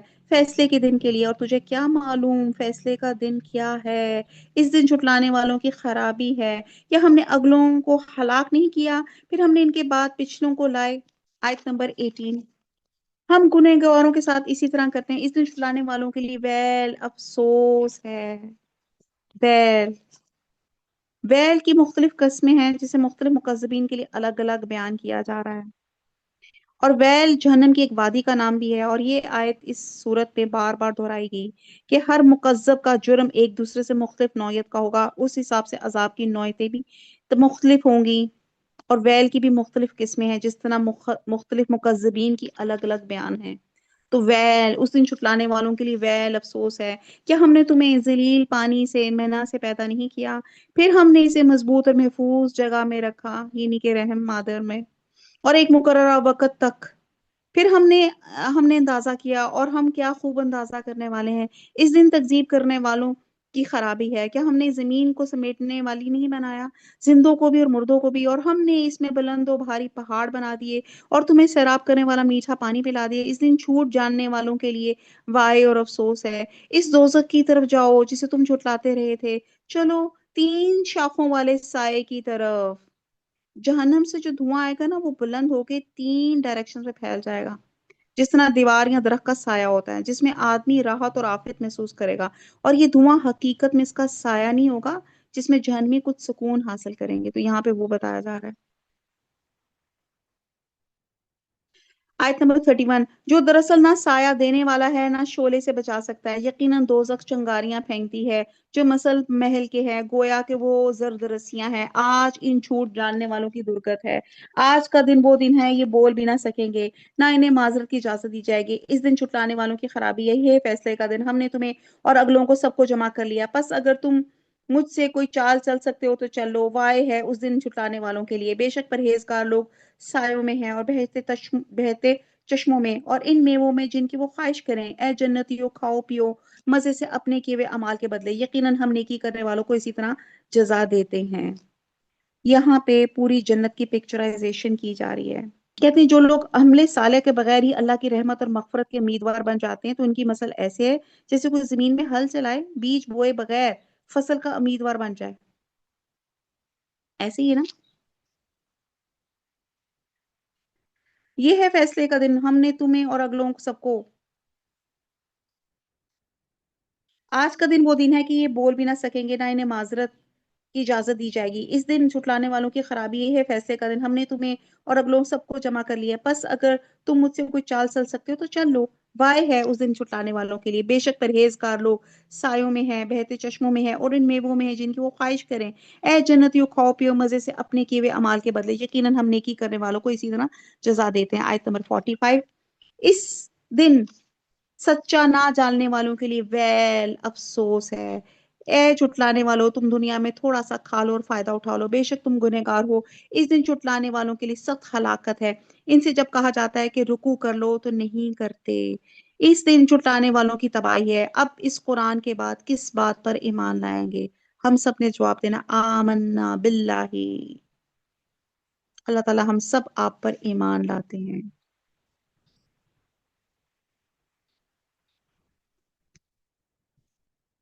वमा अलैना इल्लल बलाग। सुब्हानक अल्लाहुम्मा व बिहम्दिका नशहदु ला इलाहा इल्ला अंता नस्तगफिरुका व नतूबु इलैक। वस्सलामु अलैकुम व रहमतुल्लाहि व बरकातुहू।